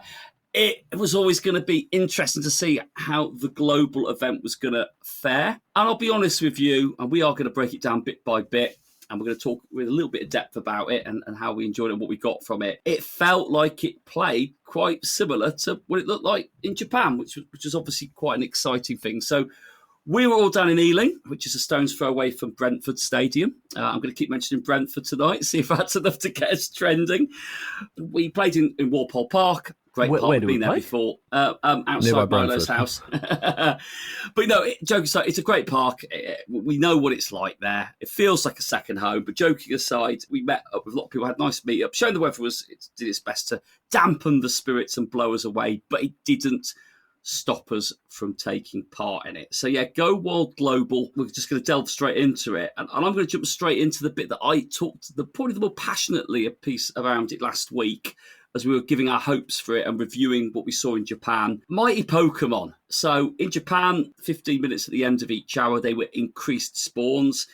For Global, we had 15 minutes at 6 o'clock, going through to 6:15, but they were appearing throughout the event. I loved them. I thought they were a great addition. I think I mentioned this before. They're not new Pokemon. They're not anything for OG players to be overly excited about. However, I adore fully evolved Pokemon that can shine in the wild with a boosted level on them. And I thought it just gave a nice little chase to the game. So I was not disappointed with it. I got some good catches, so I was very happy with. I think I managed to bag 4 shiny mighty Pokemon over the couple of days. Really pleased about. And I got some hundos as well, which is nice. So boys, what were your favourites? And I'll reveal that after we go through the chat in a bit more detail. What did you think about the mighty Pokemon? I thought this was possibly the best addition to the whole game as a whole, as a concept, really. Very new, but making older Pokemon or Pokemon that don't typically spawn in the wild actually very special and very lucrative to go and catch. And one thing I will say is that they weren't ticket locked.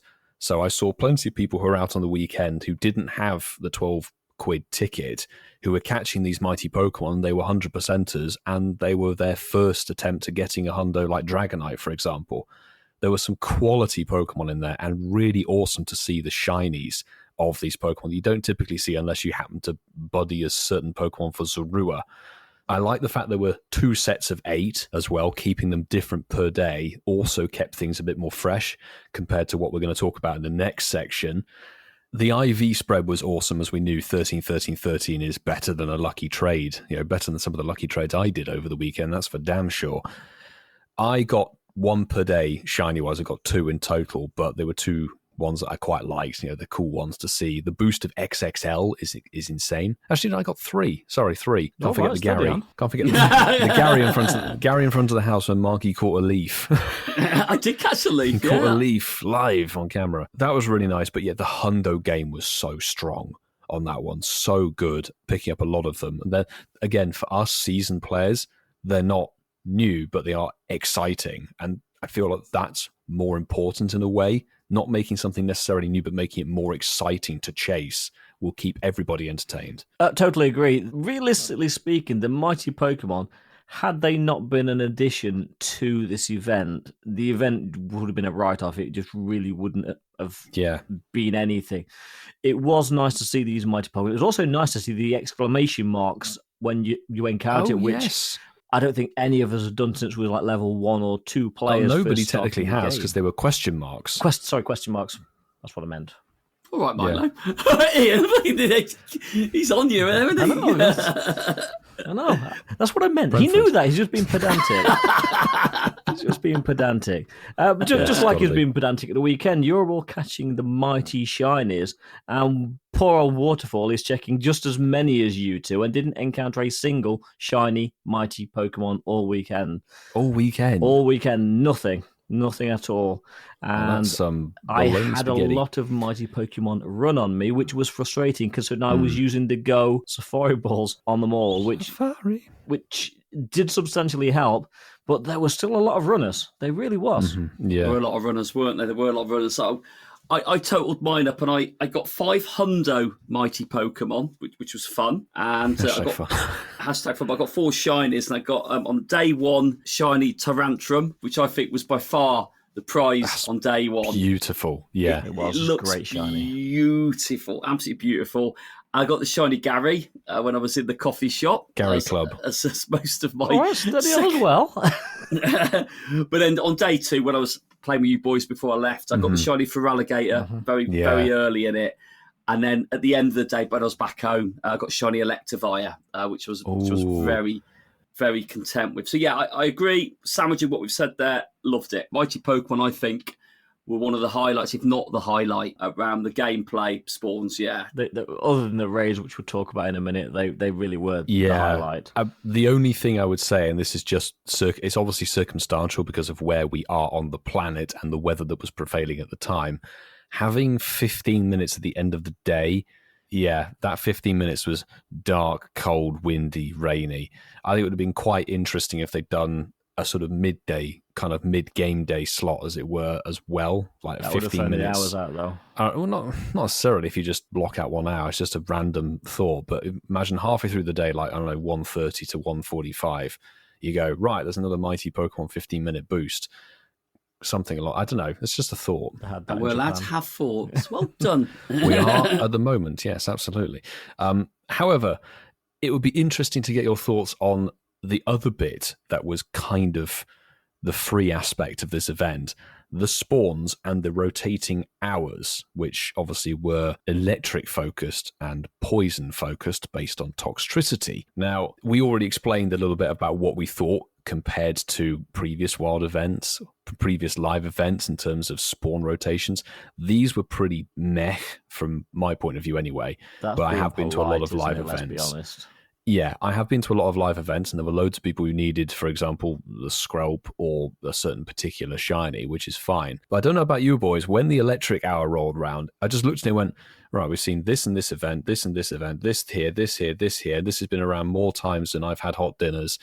I was running my Go Plus Plus like 2 days, constantly spinning stops, and I kept filling my bag up because I wasn't catching anything in the wild. It was genuinely that uninteresting an aspect of the game. The poison one was maybe a bit more interesting because there were some interesting spawns in terms of like Scrolp I mentioned again. I like that shiny in the Pokemon, and that worked with its evolution, Dragalge or whatever it's called, spawning on the Sunday as a mighty Pokemon. But those electric Pokemon, I was looking, like we had the Charged Up Research Day where 4 or 5 of them were featured in a much heavier shiny boosted event earlier in the year. Especially Joltik, which was this week's Spotlight Hour. Yeah, Joltik, Electrike, I'll say Voltorb and some other like Blitzel. Yeah. You look at them and go, these were all available like constantly. Yeah, I mean, Kerry in the Patreon chat has said Electric Hour actually did suck until the last 15 minutes of Saturday. When she got a Shundo. Yeah, which was an amazing Shundo, which Kerry got. But I completely agree. From all of the spawns, wild spawns that we were getting, the Electric Hour was abysmal. And considering obviously they were alternating, even the Poison Hour wasn't great, but I think generally people seemed to need more from the Poison Hours. Myself, I was looking for the Marini, which was spawning very infrequently. And then Whitfield and the Italian both get shinies right next to me when I'm checking every bloody one of them. And nothing. And they goes, oh, don't worry, we trade you one. I'm like, I want to catch my own before I get a trade. But it was appreciated, but I just want to get my own. I know the feeling. It was so frustrating. And I'm going to go there. I'm not sugarcoating as much, Milo. The spawns were terrible. If it weren't for the raids and the mighty Pokemon, this event just wouldn't have been worth taking part in. I certainly forgot that I needed something from it. Easily done. Easy done, because I was very dismissive of the spawns on the rotating hours. In fact, if anything, this event sort of, for again, certain players, it took the wild checking probably away from the priority of the event. It was just a common conversation, certainly for the majority of people we spoke to. I needed Marini and I needed Skrelp. I ended up getting one of the two, so that was something. But they weren't that great, and we're very fortunate with, unlike the rolling rotations we have on Go Tour events and Go Globals, we get an hour rotation every 5th hour. The 5th hour rotates back to the first hour, so we get 4, then 4. This was every other one, and they were awful spawns. Poison was better than the Electric. Marginally, marginally, I do say that, because they did look better, the sort of Poison Pokemon that were on offer. Quillfish was in there, which I thought was quite a nice touch. Oh, yeah, both forms. Both versions as well, both forms as well. There's people that needed that still, so that was quite nice. One of the more recent ones, and harder ones to get, actually, spawn-wise, Quillfish. It's not one that's everywhere. I know it's been in events, but lovely to see an old favourite from Liverpool there. Talk about Liverpool, and his Spinnerack also was quite a nice one to have in there. Yeah. But yeah, Skrelp for me was the chase, and like you said, on the second day, getting its fully evolved form, lovely chase, get that shiny would be amazing, to be fair. Going back to that, Mark, I'm not sure if you're actually aware of this, but Milo wouldn't let me catch. Mark was present for that. Oh, I was there, and he wouldn't let you catch it. Yeah, he said, I'm going to catch this mighty Pokemon. Milo's like, no, get a shiny. You've got to wait for the shiny one. I'm like, but I haven't had a shiny mighty Pokemon all weekend. And Milo's like, no, you've got to wait for it. You're going to dex. You've got to wait for the shiny one. Guess who still didn't get the shiny one? So still hasn't dexed. Oh, Ian! So I'm going to have to evolve one of my New York Go Fest. So you've got New York Go Fest ones. Yeah. Bad Milo. Bad Milo. Milo. The worst thing in the world. Bad Milo. Oh, so yeah. Spawns, in terms of the rotating hours, very poor, I thought. One thing I would add to this, and it's probably something that we all experience, is when we all huddled out of the horrendous rain and wind and storm, we all went to a coffee shop, and when you're stationary, potentially where you're sat, you may have a gym or two accessible. You may, like we have, a power spot, which is great. We could do the G-Max or the Dynamax, etc. But when you're sat still and you're only going for the remote raids, you very quickly realize when you put the lures on the Pokestops, that's where we realized the spawns were that dead. Because before that, I wasn't really noticing them. I was like, right, raid, check eggs, cool, whatever, mighty Pokemon, let's walk around and run incense, see what happens. You quickly realize that, there's Tynamo. I wasn't catching, though. I don't know about you guys, unless it was for the collection challenges. I wasn't catching. I was barely even shiny checking because, and we are in a privileged position. I'm not ungrateful for the fact that we have had, the three of us, had a lot of opportunity to play live events. But there was very little that I needed or wanted out of this event, other than the Mighties, the G-Max, the D-Max, and the Snorlax. There were some similarities I could draw, which would be the wild spawns and the rotations felt more like an incense day, which we know are typically horrendous. Well, that's another thing. The incense wasn't boosted as well, so you only got your regular incense spawns. You had to hope for the best, and it wasn't boosted duration either, which I thought was a crying shame. So it was tough. But one thing that actually did help this event, and it was launched, and we thought it was going to be a permanent feature when it came, because we wasn't told this was coming for Go Wild Global. And I think if there hadn't been glitches with it, we'd still have it now. But the friends list raiding, guys, this was a feature that was, oh my God. I think the three of us just spent the majority of Friday night, Saturday night, and Sunday friends list raiding, and it is one of the best features Pokemon Go has launched for a long, long time. There was a moment, Ian, just feeding off that, where on Sunday night it disappeared, and everyone's like, no, and then it came back, and everyone's like, it's back, yes. Well, yeah, because we were meant to have it until after our events finished, till it finished in the final time zone, and then Niantic said, look, it was a trial. We're taking it away now. We think it's probably going to come back. I mean, the feedback was mostly positive for this, which was good. We all loved it, and I think everybody did like it. But there was a period of about 3 hours, and when I got home after Go Wild on Sunday, I messaged Milo, and I'm like, my friends list rating's gone. And Milo says, have you turned your game off? I'm like, yeah. It's like, yeah, it's glitched. It's not. Then it came back on about an hour later. Well, what happened was they turned it off for APAC when their event finished. So then as the event finished throughout the time zones, it basically stopped working. But then, good on you, APAC community outcry going, we've technically had this feature available for less time than the rest of the world is getting it. And totally fair, because we all hugely exploited the APAC early Snorlax raids or Dialga raids. That Friday night, I was like, right, every raid I can get into, I'm there. I'm dreading to think how many coins, I mean, back to the intro, I'm dreading to think how many coins, how much you spent. I'm guessing you must have been north of 300 quid. Don't even. Like, honestly, I think I'm north of 50k coins for the whole experience. I looked at my raid totals, and that's not including the ones that either fled during the time when it was Premier Balls or running away from them or something like that. It was we'll get onto it. It was a costly feature, but I have never seen, since remote raids were introduced all those years ago, the raid community online was exploding. It was like global amazement. And of you could this tag feature's team insane. raid, so even if like you'd done one and you were showing us available, you might not have been in that lobby, but then I could actually jump into that lobby. It was a chain reaction. It was a bit like a thermal runaway on a battery that explodes. I'm thinking of Rimac and Richard Hammond right now with that analogy. But you could chain the raid. So somebody jumped in a raid, then somebody else jumped in their raid, and then whatever. And it just kept on going. And you found yourself raiding with random tons of people. And lobbies were filling up everywhere.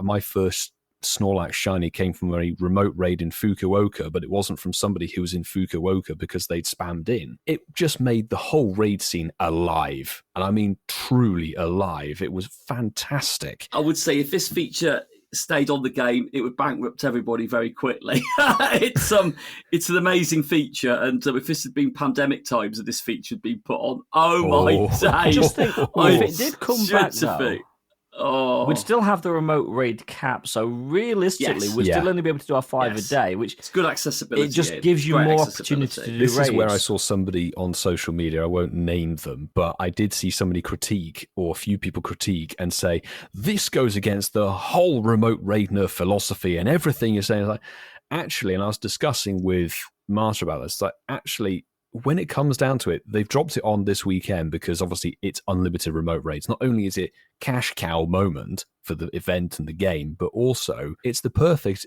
way to introduce a feature like this and go, right, you can interact with anybody who's on a friends list, who's in whatever raid. You can see where they are, you can see what they're raiding, and go and pick and choose.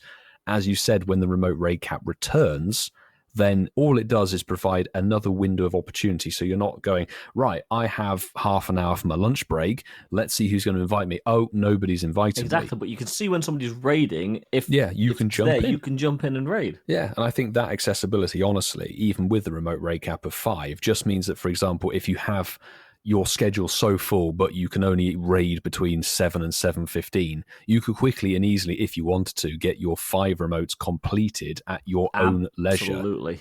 Yep. And I think that's why it should come back. And it did.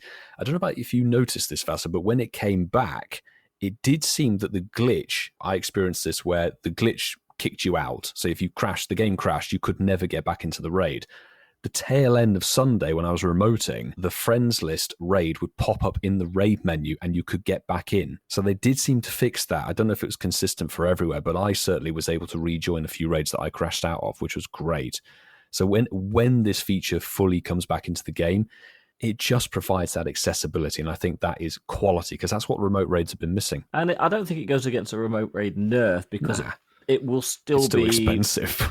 Yeah, it'll still be sort of controlled. But it just means the remote raid game was stronger than ever, and I have honestly not seen such a positive reaction from the community overall for a feature of Pokemon Go in years. Yeah.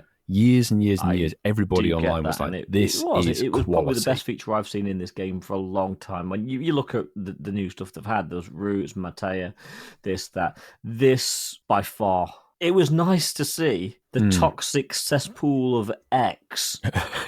People were actually being positive about this feature, other than the one or two people going, "Oh, it's glitched out. I've lost my raid pass." Well, okay, we'll just message Niantic through the helps. Yeah, that was the thing, is that, yes, the glitches were there and people made them very known quite quickly. To be honest, we've had experiences where the glitching out of a raid has proved problematic anyway. This feature just kind of highlighted it. But it seems that it will be fixed and it will be returning as a feature. It wasn't worded terribly well by Niantic at the support team. They should have said, this is a test because we are going to pull it and fix it. They did say that eventually. Did they? Okay, well, there you go. Good. Clarifying the spelling. I didn't lose any, so I didn't know where that raid glitch came from. I raided a lot, so I don't know who and why that happened, but it didn't impact me. Yeah, I raided heavily, so it must have impacted a few people. Not everybody. Yeah, loved it. I think it was brilliant. I think I don't need to say anything more than that. But it does lead then into raids. And we had Gigantamax battles. We had Dynamax battles. We had non-max raids and battles. And there was a lot of battles. And I think I didn't really think too much of this until day 2. And Ian said to me, he says, "Guys, I'd like to do some Dynamax battles today." And I realised I hadn't done a Dynamax battle on day 1. No, all we did day 1 was Gigantamax and Tier 5. Absolutely. So, listen, my hope for the day, and I said this last week, was to do a Gigantamax battle and understand the mechanic. And do not get me wrong, I understood it and I loved it. And actually, we talked about it on the evening of day 1, and we said it's a shame we didn't capture it in the form of video content, because there was a moment where we were all in our teams doing this Gigantamax, and it must have lasted for 15 minutes, the whole event. Everyone was communicating in their teams, and we got to a point, I think there was 9 left, and it still was just going into the red from the amber, and we did it, and it felt like an achievement, and I was cheering a lot. That was the one in the coffee shop, was it? I've got some of that on camera. It was amazing. As people going, who's still in? Who's actually still in? It's like, it's me. It was me, Milo, Sue, me and Matt were still in as well, and Dwayne was in there. And I loved it because Newcomb's was, of course he was there Saturday. Yes. And I remember me and Matt was saying, "Mark, you defend, I'll attack." And then at one point we've got loads of energy left, just keep attacking. And we were like, yeah, this is great. Listen, I'd never done a Gigantamax raid before, loved the concept of it, but I got a bit confused then with the Dynamax ones as well. And I was going, well, if you've got a Gigantamax one, it will go into all of the forms anyway. So technically you don't need to do the Dynamax ones, because they just stay at that form and they don't go into that lovely big Gigantamax form, which will do a lot more power, I'd imagine. But listen, there was a lot going on. And I think we proved if day 2, if you didn't have the numbers, you're not going to do the Gigantamax. So that's very much a day 1 thing when everyone's got the motivation. On Saturday, it's easy to get people together. You have other commitments over weekends. I thought we probably got through enough. I mean, I left there not feeling like I missed out on anything. So that's obviously a good thing. I enjoyed it. Anyone got anything differing to that? Or was it just right? I don't know. Did anyone feel like that? Certainly as a raider, and I know Milo's a raider, and I know, Mark, you sort of have stops and starts with raiding. It was a very battle-focused day weekend in the best way, because the variety of battles that we had, like we said, we had the Gigantamax, which was amazing.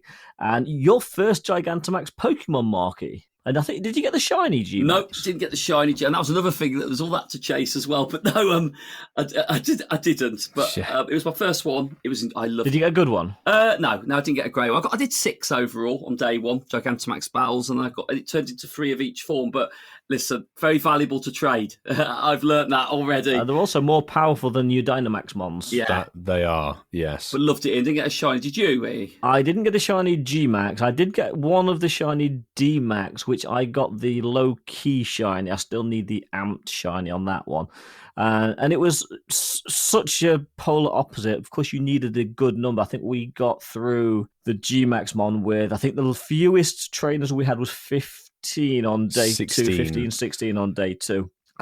We still had quite a few mons left in the battles once we got through them. So we may have been able to do it with maybe 14, I want to say. Depending on the moveset. Yeah, because some of the movesets were just obliterating us. The D-Max mon, polar opposite, that could be a very, very easy duo. And having both the Loki and the Amp form, 2 shinies there to chase, which was amazing. You'd also got the 2 shinies in the tier 5s. I did get both the Amped and the Loki. One of them was Dynamax, one was just regular tier 5.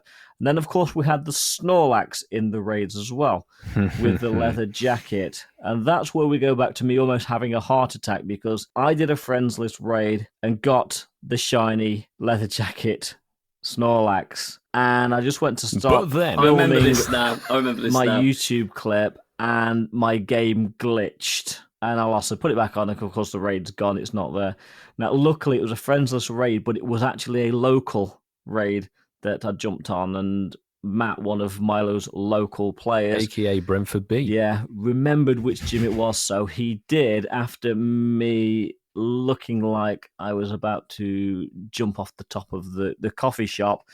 He says, "Oh, yeah, is this raid here?" And it was still active. It still had a few minutes on it. So I actually didn't lose that mon. But for a second, I thought, not again, because this happened to me with the Mega Kangaskhan on the raid day, where I literally cleared a message and lost it. This one was a glitch. All worked out in the end. And you know what? There was a lot to battle. Do I think it was too much? I wish I hadn't spent as much money as I did, but I loved it. This whole part of it made Go Wild area for me. So I love that element to it. Snorlax for me. Did you get your Snorlax in the end? Oh my goodness gracious! I saw you were raiding on Sunday night. Literally, mate. I had right when we lost that ability. I was going, the dream is over. And I know I had other stuff to travel back and all that. You did a Milo at about 12 of the shiny things. Like you said, Ian, it's getting your own one. And yeah, it is. I must have done north of 100 Snorlax raids. Jeez. And hadn't got it. And I got to Sunday, and then the moment it reappeared in the game, I was like, oh, hallelujah. And I was literally Sunday night just raiding on the sofa. Just raiding and raiding and raiding and raiding. And Alexa, been on the show, great person, love her to bits. She was on a couple of my friends' lists on raid, some Oregon, and I was like, right, jumped in a couple with her, and I got the shiny at 10. She gave you the shiny, did she? 10:32 p.m. on Sunday night. Oh, nice. GG's Alexa. Thanks for bringing Marky that shiny. GG's. But like, I saw some other horror numbers. You know, friend of the show, Echo Games, 174. I think he'd done before he got his shiny Snorlax with a jacket. And how did it take so long? I dread to think how many I did. I think mine must have been north of 100. I was absolutely mental. Like Toxtricity didn't shine for me either.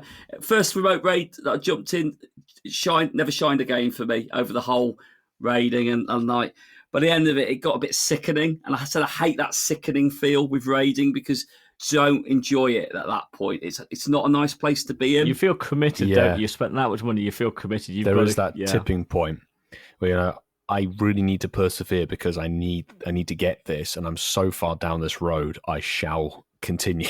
Yeah. But this is what I mean. Like, this game, it's an expensive game if you're in that trap, but got it in the end, and I love it.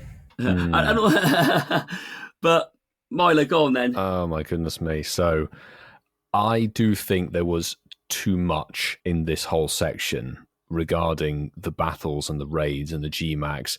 And what I said to quite a few people and in conversation, you look at this and go, this is all heavily monetized aspects of the game. And this was the main pull. Like, realistically, we've discussed the wild spawns were fairly naff. The mighty Pokemon, are very, very cool, awesome addition, but they are rare and elusive, apart from the boosted 15 minutes at the end of each day. The main pull on the advertising poster was the Gmax Toxtricity. It was great to see that you could do it with 16 to 20 people at a push if you had good stuff and were coordinated. Battles we did on Sunday where we'd had like 26, 27, still had a bit of a struggle with some. We had a lot of lower level trainers on the Sunday though. Yeah, we did. We carried a few low level players. We like to help them, don't we? We were helping them, actually, yeah. Milo's wrangled them in the park. He's like, we're doing some Gmax. You want to come? I really want to come. Yes, you really need to come along with us and do the Gmax. But in total, I did 10 Gmax Toxtricity battles and did get the shiny on the 6th one, which was really awesome. It was the amped form, but we've discussed this. The Gmax was a really good hype vibe, but it was, even in a big city, quite a limited experience. This is where I think having the Dynamax alongside of that being, honestly, I think people could have soloed it. I mean, I did a duo with Matt, who helps you out with your Snorlax, and we took it down with ease, like instantly, no problem. It was easy as a duo. In a way, that's quite good to have the Dynamax option as a more available, shiny Dynamax format chase. I've got to be honest, I wasn't a fan of the Drillbur constantly appearing because we'd had them for what felt like 2 weeks prior to that. Even though people were jumping into them, there were 1 or 2 hours where you're like, right, time's refreshed, and you look and go, it's Drillbur, Gmax. Right, well, we're not doing anything this hour then, I guess. It was a converse on the Sunday where we had less people available. The community kind of dispersed. All people had thought Saturday was kind of their deal. They'd been out in the store long enough. And then you look at the Dynamax list and it's Gmax, as far as the eye can see. You're like, well, we can't do all of these, unfortunately, and they cost 800 max particles a piece. And it was good that 240 MP was dropping from each power spot, which was nice. You could collect a lot more. I think it was 3,200 if you had the ticket. It was double, or was it even more than double, I think? It was like quad, I think, for ticket holders, double for non-ticket holders, which was great. But the raid game, I think there was too much available in there, and I will say I think the primals didn't need to be there at all. Out of everything, and I didn't even cover that when I was talking about the raids, the primals really did get left behind because everyone was raiding the Palkia, the Dialga, they were raiding Snorlax, and of course Toxtricity. Yeah, the primals were sorely. I felt sorry for the primals, and I did do a couple of Kyogre and Groudon, but I did feel sorry for the primals. I did, Ian, because actually they felt like, even though they were amazing, they felt like they were playing a bit part to it all, didn't they? They did. It's almost like, like an also ran. Yeah, it's sad, really. They're still amazing, aren't they? I think the beauty was doing all those flipping other raids. You got all the rare candies, so you could inevitably push those into Dialga and Palkia. I agree. I think the primals were a bit overlooked. There were lots of people who were very, very happy to raid them, and I will say I jumped in a handful, and I mean a handful. I was looking at, I would like to try for a shiny Groudon with the background, but I can't justify putting the coins into that over the Palkia and the Dialga. The Palkia and the Dialga, oh my God, it was so good to see them back after Sinnoh. It'd been a long time. I always say that. It's only been 9 months, really. But it feels like a long longer. time. It does feel longer. It does feel a lot longer. And I was looking and going, I want to try for a hundo of each of these. That's the goal, because Sinnoh, both LA and Global, not only were they a ball ache to get a shiny of, over 100 raids each to get a shiny for me, the hundo never delivered. And I've been trading almost every single day since then with them, like for like, never getting a Do you know what, hundo Milo? of it. I believe you doing that as well. I'm not Yes. going, really? Yes. I can believe that as I can well. believe that as well. Good. Because I don't have the proof. I mean, there's the lack of storage, but I raided these two like a lunatic. In person, remote, via the friends list and everything. People would have seen me in every lobby almost under the sun. Including And Nick. 2 shout outs. Yes, I got in a raid with Nick. Shout out Nick Trainer Tips and the I cruise bet he's ship. thinking the same thing. I've got to rave with Milo. Got a raid and Actually, I level think up. after Nick saw Milo in the raid, he went into the session Stop to his raiding. friends was raiding off. That was the Saturday evening for Ian and Francesca. It's like, where's Nick in a raid? I can't level up with him. I have to give 2 shout outs. The first is to Molly Nellist on the friends list, who did give me, via a remote invite, the Hundo boosted Palkia. Oh, you got one then? Which Oh, was well caught. done. He did, yeah, on the Sunday afternoon. Caught with the Sabari ball, which was beautiful, really cool. And then for the second time today, Alexa, not with a invite, but with a spam in through the friends list, finally got me the Hundo Dialga. I've ticked off both with a lot of remote raids. The Snorlax, I wanted the shiny, which was nice, but then I kind of wanted to just see what we could do in terms of a Hundo, because you have no idea when that costume is going to come back, and there's Hopefully so never far. again. come back. Hopefully Yeah. never again. Never again. And I mean that with the amount of raids we've done here. Hopefully never again. Yeah, I do think it would have been nice to see Snorlax in another facet of the game, maybe through field research. Could have been a bit more interesting, because it was available as a wild mighty Pokemon for Fukuoka. And rightly so. Obviously keeps it exclusive and nice for that, but if we could have had a rare research task for Snorlax, that might have taken the sting away from the monetization I think you aspect. might be onto something there, because this was an expensive weekend for a new event. This was so expensive. Raiding alone, incubators. This was not a cheap event. If you took every aspect of the game as a whole and looked at what is new content, everything was paywalled. The mighty Pokemon are technically old spawns. Yes, they're awesome. We love them to bits. They're really cool additions, but they are technically old Pokemon rehashed into a new way. Gmax, Dynamax, and regular shiny Toxtricity, all paywalled. The awesome raid bosses for legendaries and primals, paywalled. Toxel in the 10k eggs, paywalled. Snorlax costume, super exclusive, paywalled. Everything cost Pokecoins and real money, or MP, which costs real money, unless you are very, very restrictive, in which case I take my hat off to you. My cowboy hat, OG Snorlax in 2022. Well done, Milo. I see what you've done. You've kind of migrated into the overall thoughts there. That was good. I see what you did there. Some way, yes, not too bad. But I will say I got 2 shiny Snorlax. It took 37 raids to get one, 42 raids to get the next, and the subsequent 70 or so raids didn't get anything else. So don't ask me how much I spent, because you could look at how many raids I did in total. It's 140-ish Snorlax, 200 legendary raids, not including the Galarian Moltres. That was a nice catch. And then Toxtricity was probably the best part of 60. Gmax, Dynamax, and raids. So as I said at the beginning of the section, about 300 quid's worth. That shows how much Pokecoins were burnt, and the remote raid game just exploited that in a big way.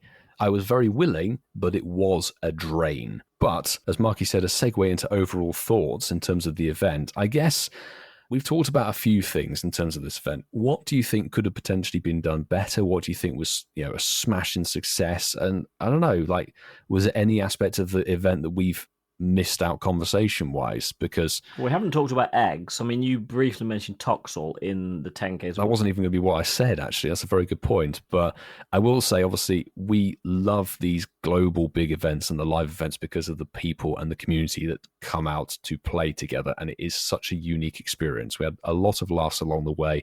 And a big thank you to anybody who came over to Ealing and played Gmax battles in epic proportions with us, hung out, trudged through the rain, or got a mighty Shundo. Shout out to Shan with the Luxray.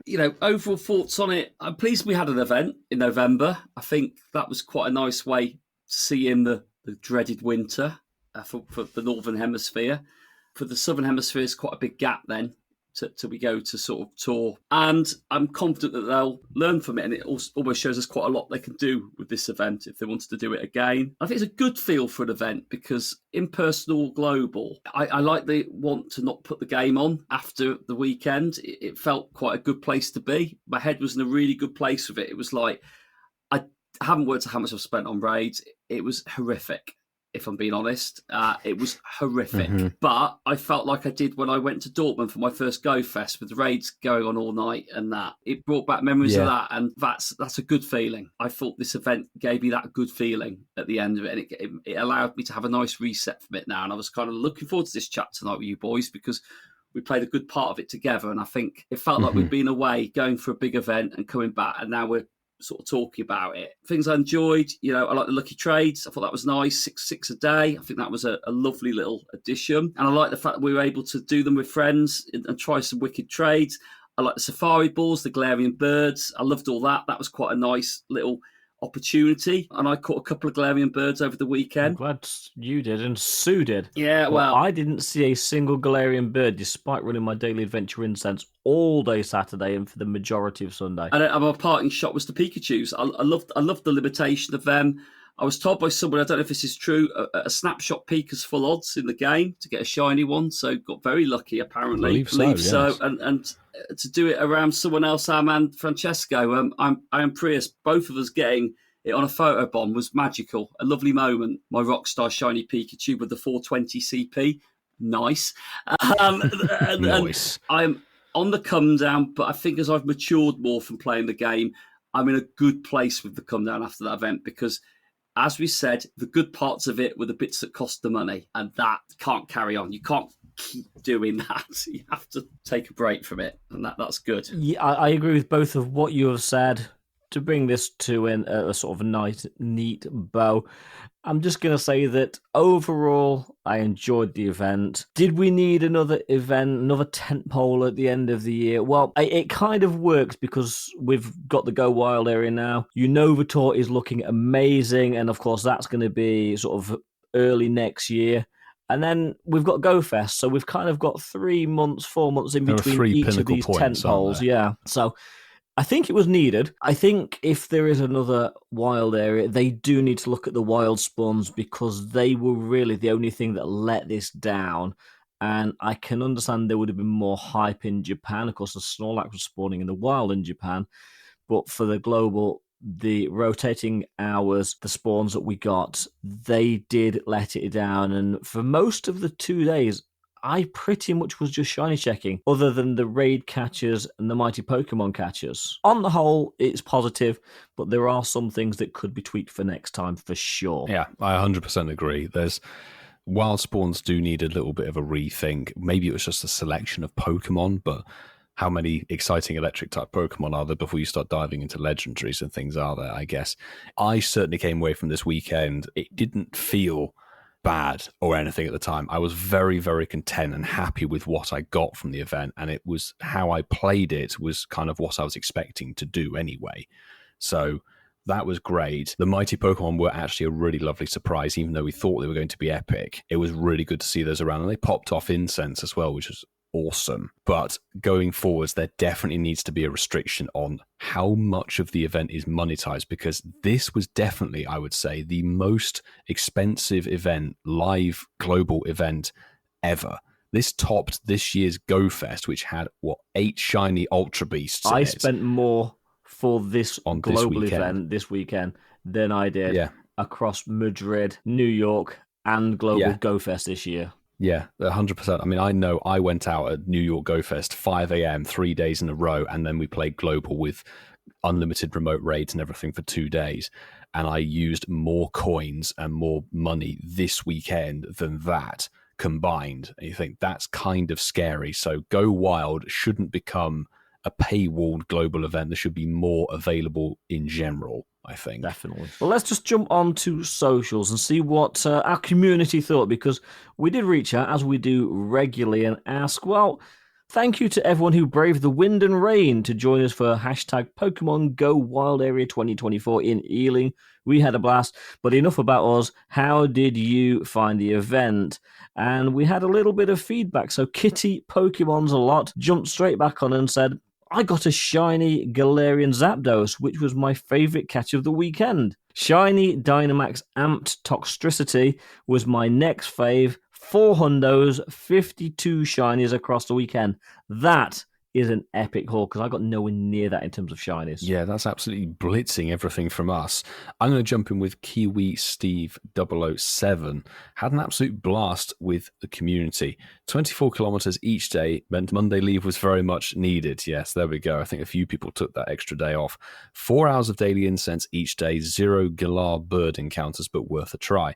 Plenty of shinies, including Mighty Gyarados. Just felt like it lacked new wild shiny. Otherwise, chase was all dollar. 100% agree. Yeah, all about the money. It was all about the money. Jesse J, wasn't it? There was a few of a.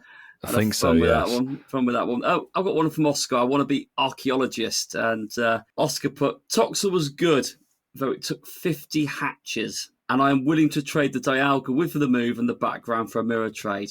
Overall, the event was poor. It was recycled Gmax, are still too hard, and my Toxtricity look was awful. Did 30 raids, no shinies. Just needed new shinies and new spawns. I think that's sort of, we've referenced that already. The wild part of it on the hours were probably the bit that let it all down. But yeah, interesting. Bad luck there, Oscar. Bad luck. Bad luck. Bad news, Oscar. Ronan said, I got 74 shinies in total over the weekend. Jeez. 74. Wow.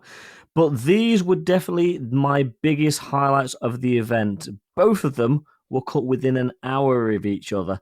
And there is 2 shiny Galarian Zapdos from the Daily Adventure Incense. Now, Ronan, that is impressive, but our very own admin, Hermes Ninja, did kind of trump that in getting the shiny Galarian Articuno, the Moltres, and then the Zapdos Galarian, all within 4 minutes. No, it wasn't just that. It was back to back to That's what back. I'm saying. Within 4 minutes. spawns. They were the spawn to spawn to spawn. There was a spawn to spawn catches, which is Yeah, insane. but that's not taking away from you, Ronan. That 74 shinies and those 2 shiny G-Birds, awesome.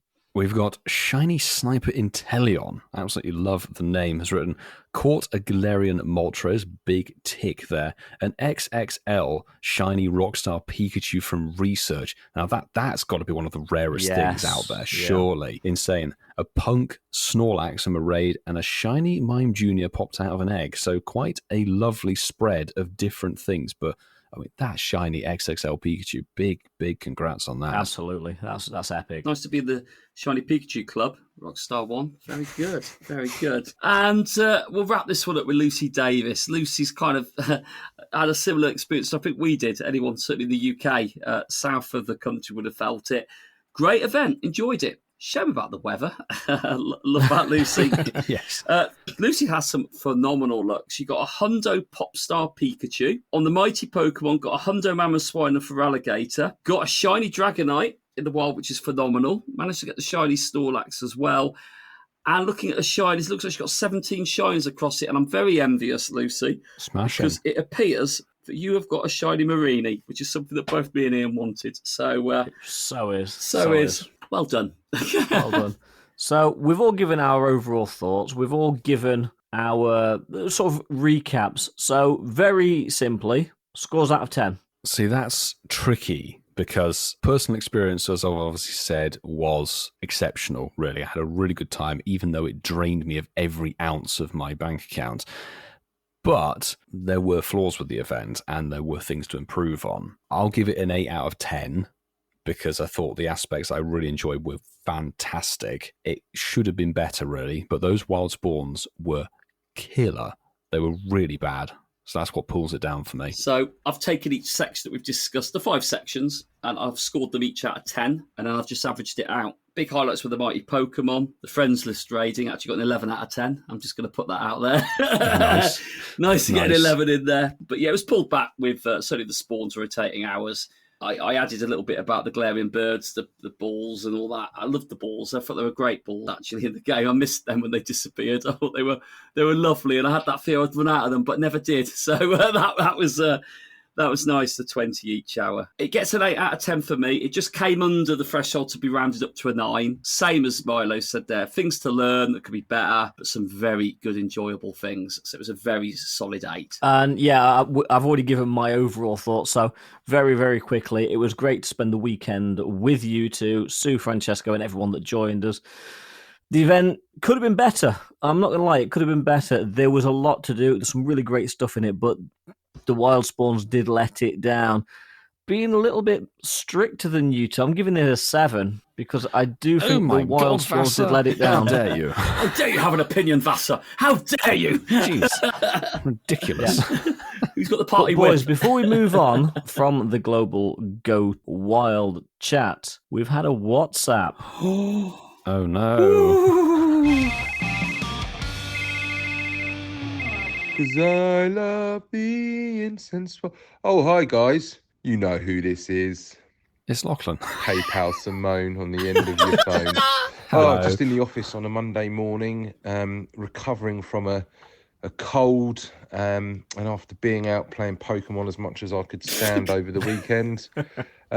Shiny rates sucked for me. Really didn't get much. Just lots of stuff that had already had com days. But I did get a Hundo Dialga. Nice, dude. And I also got a Dialga with Roar of Time as well for the first time. Nice. Oh, and I hatched one of them little things from the egg as well.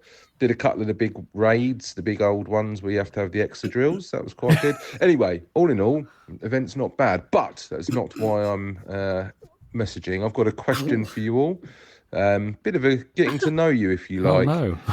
What shoes do you wear to play Pokemon Go in? My reason for asking is, as a man of style and fashion, I would usually squeeze myself into a pair of Adidas or wear a large pair of Nike Air Max or something. But lately, now I've turned 40, I've felt the aforementioned shoes ripping my feet to pieces. So I took the leap recently and I've brought myself a completely unfashionable pair of Skechers. So I was out wearing Skechers over the weekend and I've got to say they are unreal levels of comfort. It is like, I described it to someone who asked as it felt like my feet were on opioids. Just warm, fluffy, delightful comfort. And that made me think, I wonder what shoes my three favourite men wear. Please tell me. Goodbye. That's an interesting question. As always, thanks so much for sending in a WhatsApp. It's always good to hear from you, PayPal Simone.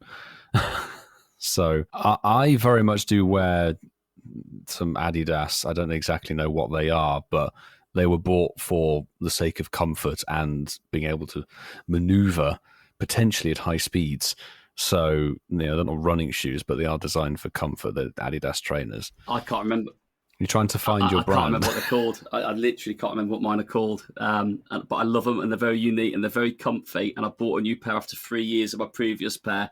But they just fit so good. I don't know what they're called. They cost a lot of money, don't get me wrong, but they're not like an Adidas or a Nike or anything like that. They're not, it's like a shoe. It's not shoe, but it's similar to that.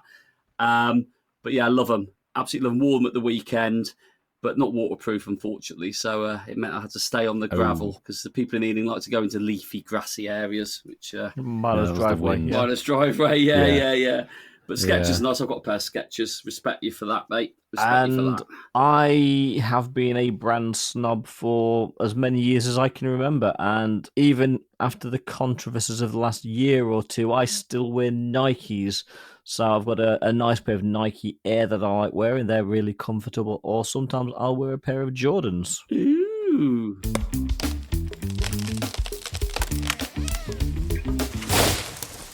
We ask quite simply, so after this weekend's Go Wild Global, did you enjoy the event? And we had 87 people vote on the said poll tonight on our X social media. So we do respect you for that. Thank you so much. In fourth place with 5% of the vote, we had, was there an event? See, some people didn't realise. Yeah, it says here... I think that might have been sarcasm. It says here, voted by Ian. and Francesco. But no, 5% said there was an event. 7% said didn't play. 15% said no. And an overwhelming 74% of people said yes, they did enjoy the event. So, excellent. Well done. Good event. Like that a lot. Well done, people. Yeah, well done. Well done for liking it. Yes. And maybe we'll see it again. Who knows? But something we'll definitely be seeing again because it's a stable part of the show. In fact, it's our favourite part of the show. It's time for... Shinies of the Week. I'm going to jump straight in with one of the more elusive shinies from the Go Wild Area Global, Kiwi Steve 007 has put leftover eggs hatched on a walk from car park to desk. Good stuff. Put that as a route, mate. Shiny Toxel number 2. The jammy Kiwi got 2 shiny Toxels over the weekend. Timed it well to have space for Galarian Corsola eggs soon. Very big congrats on getting double baby Toxel. Gutted, I missed Gotchka. I knew that you said you were coming down on Sunday, but sorry I had to shoot off. But Gotchka's put, great coming to Ealing to play the Wild event with Pokemon UK, Eddie and Waterfall from the Incense podcast, and meeting Hermes Ninja, Dell Hazardex, and more. Many hundos and shinies caught. Highlights of the event: 2 shiny Rockstar Pikachus, 2 a shiny Toxel, fantastic. Nice. Yeah. And a Shundo Dragonite. Ooh. Yeah, saw that. That was insane. Actually, yeah, I remember him getting that, yes. Darren Wykes has messages on the Incensed Campfire in the Shinies of the Week section. He said, second snapshot, hashtag Shinies of the Week. You know where this is going. It is the shiny Popstar Pika. It's an XL as well. Lovely. Oh, no, it's an XS as well, sorry. It's an XS as well. Yeah. It doesn't look XS on the picture, but it is an XS. A tiny shiny. Yeah. Well done. Well done, Darren. Tiny shiny Popstar. Now, I saw this on socials a few days ago, and Krig, aka Rampant Pikachu, fantastic Pikachu, what a handle, name, has atted each of us, and also hashtag Shinies of the Week, wanted to share my daily incense from day 1 global, and it shows 7 Pokemon, and I will read them to you. A standard Johto Quillfish, a shiny Galarian Moltres, a regular Skrelp, a mighty Luxray, a Galarian Articuno, a Tyranitar, and finally a Galarian Zapdos. So 3 Galarian birds and 1 shiny Galarian bird on a daily incense where they walked 5.1 kilometers is insane. Huge. I thought you were Congrats. a partridge in a pear Nothing. tree at the end of that, Milo. Partridge in a pear tree. Well, I'm going to say a big thank you because we've had 4 people use the hashtag on Blue Sky this week. Well done. I was doing the Thank same you thing. for using our other social media platform. Oh, Ian, I like that. Great minds think alike. So I'm going to jump in with Rogue Poster Incense Podcast. You asked for hashtag Shinies of the Week on here. Your wish is my first post from Rogue Trooper 3R. Rogue Trooper. Nice. And yes, it is a shiny Toxtricity with the lovely background. And is that the ant form, Ian? Or is that the... No, that was low key. Low key. It's the low key one. But yeah, well done on that one. Lovely to see you using that new social media platform. Brilliant. Yeah, and another one that we got on Blue Sky, DJ Uptagetten, says, at Incense Podcast. Hello. Nice to see you guys here. Hope you had a nice weekend of shiny. Look, I certainly did. Hashtag Shinies of the Week. And they got the shiny Rockstar Pika with a nice little AR shot he's put there of him jumping in a really like rock and roll. Rightly so. Yeah, sort of pose. Rock and roll. Rock and roll. So thank you very much for sending in your shines a week and keep them coming. We want to go through a few of them next week for episode 200. Nice. And that brings us to the end of this week's 199th episode of Incense Podcast. We'd like to thank each and every one of you for putting your ears to our voices for the last couple of hours. Through this torture. Yes. And indeed, potentially for the last up to, 199 weeks. We do appreciate it. I don't think there's any way of saying it other than we really do appreciate it. And those of you that support us monetarily through Patreon, we really do appreciate that as well. We have 3 tiers starting at £1.50, which is our bronze tier. £5 is silver and £25 is our Gold. Nice. And whether you are on the bronze, the silver, or the gold, thank you so very much. You don't realize how much you help us get this show sounding as good as it does, and how much the support means to us. We do like to thank the gold, basically being the bedrock of the show. And some of these gold members, some of you, you've been with us for a really long time. We do appreciate it. So, JB, Clifford Mert, Kerry, and Zachary, Barside 2, Mandy Croft, Mr. Mossam, and Dean DHL. Thank you so very, very much. We appreciate you and everything that you bring to our Patreon, our Discord. It's great to have you in there. And just we get to see you at these events. Hopefully, at some point, we'll get to Japan and see JB, because I think he's probably the only one out of this list that we haven't met. Yes, we need to make our way to the Far East. We'll have to come to Japan at some point in JB. But there's 2 other people that we have to thank. Well, we don't have to thank, but we want to thank, because they are part of the Incensed family. They're part of the Incensed team. Sue, Hermes Ninja, and Francesco, I am Prius. Thank you so very much for doing everything you do behind the scenes, because without you guys, we would be flaky. There's another word that begins with that same letter. Yes, that one ends in a D. Yes, Whitfield, it does. But that's it, guys.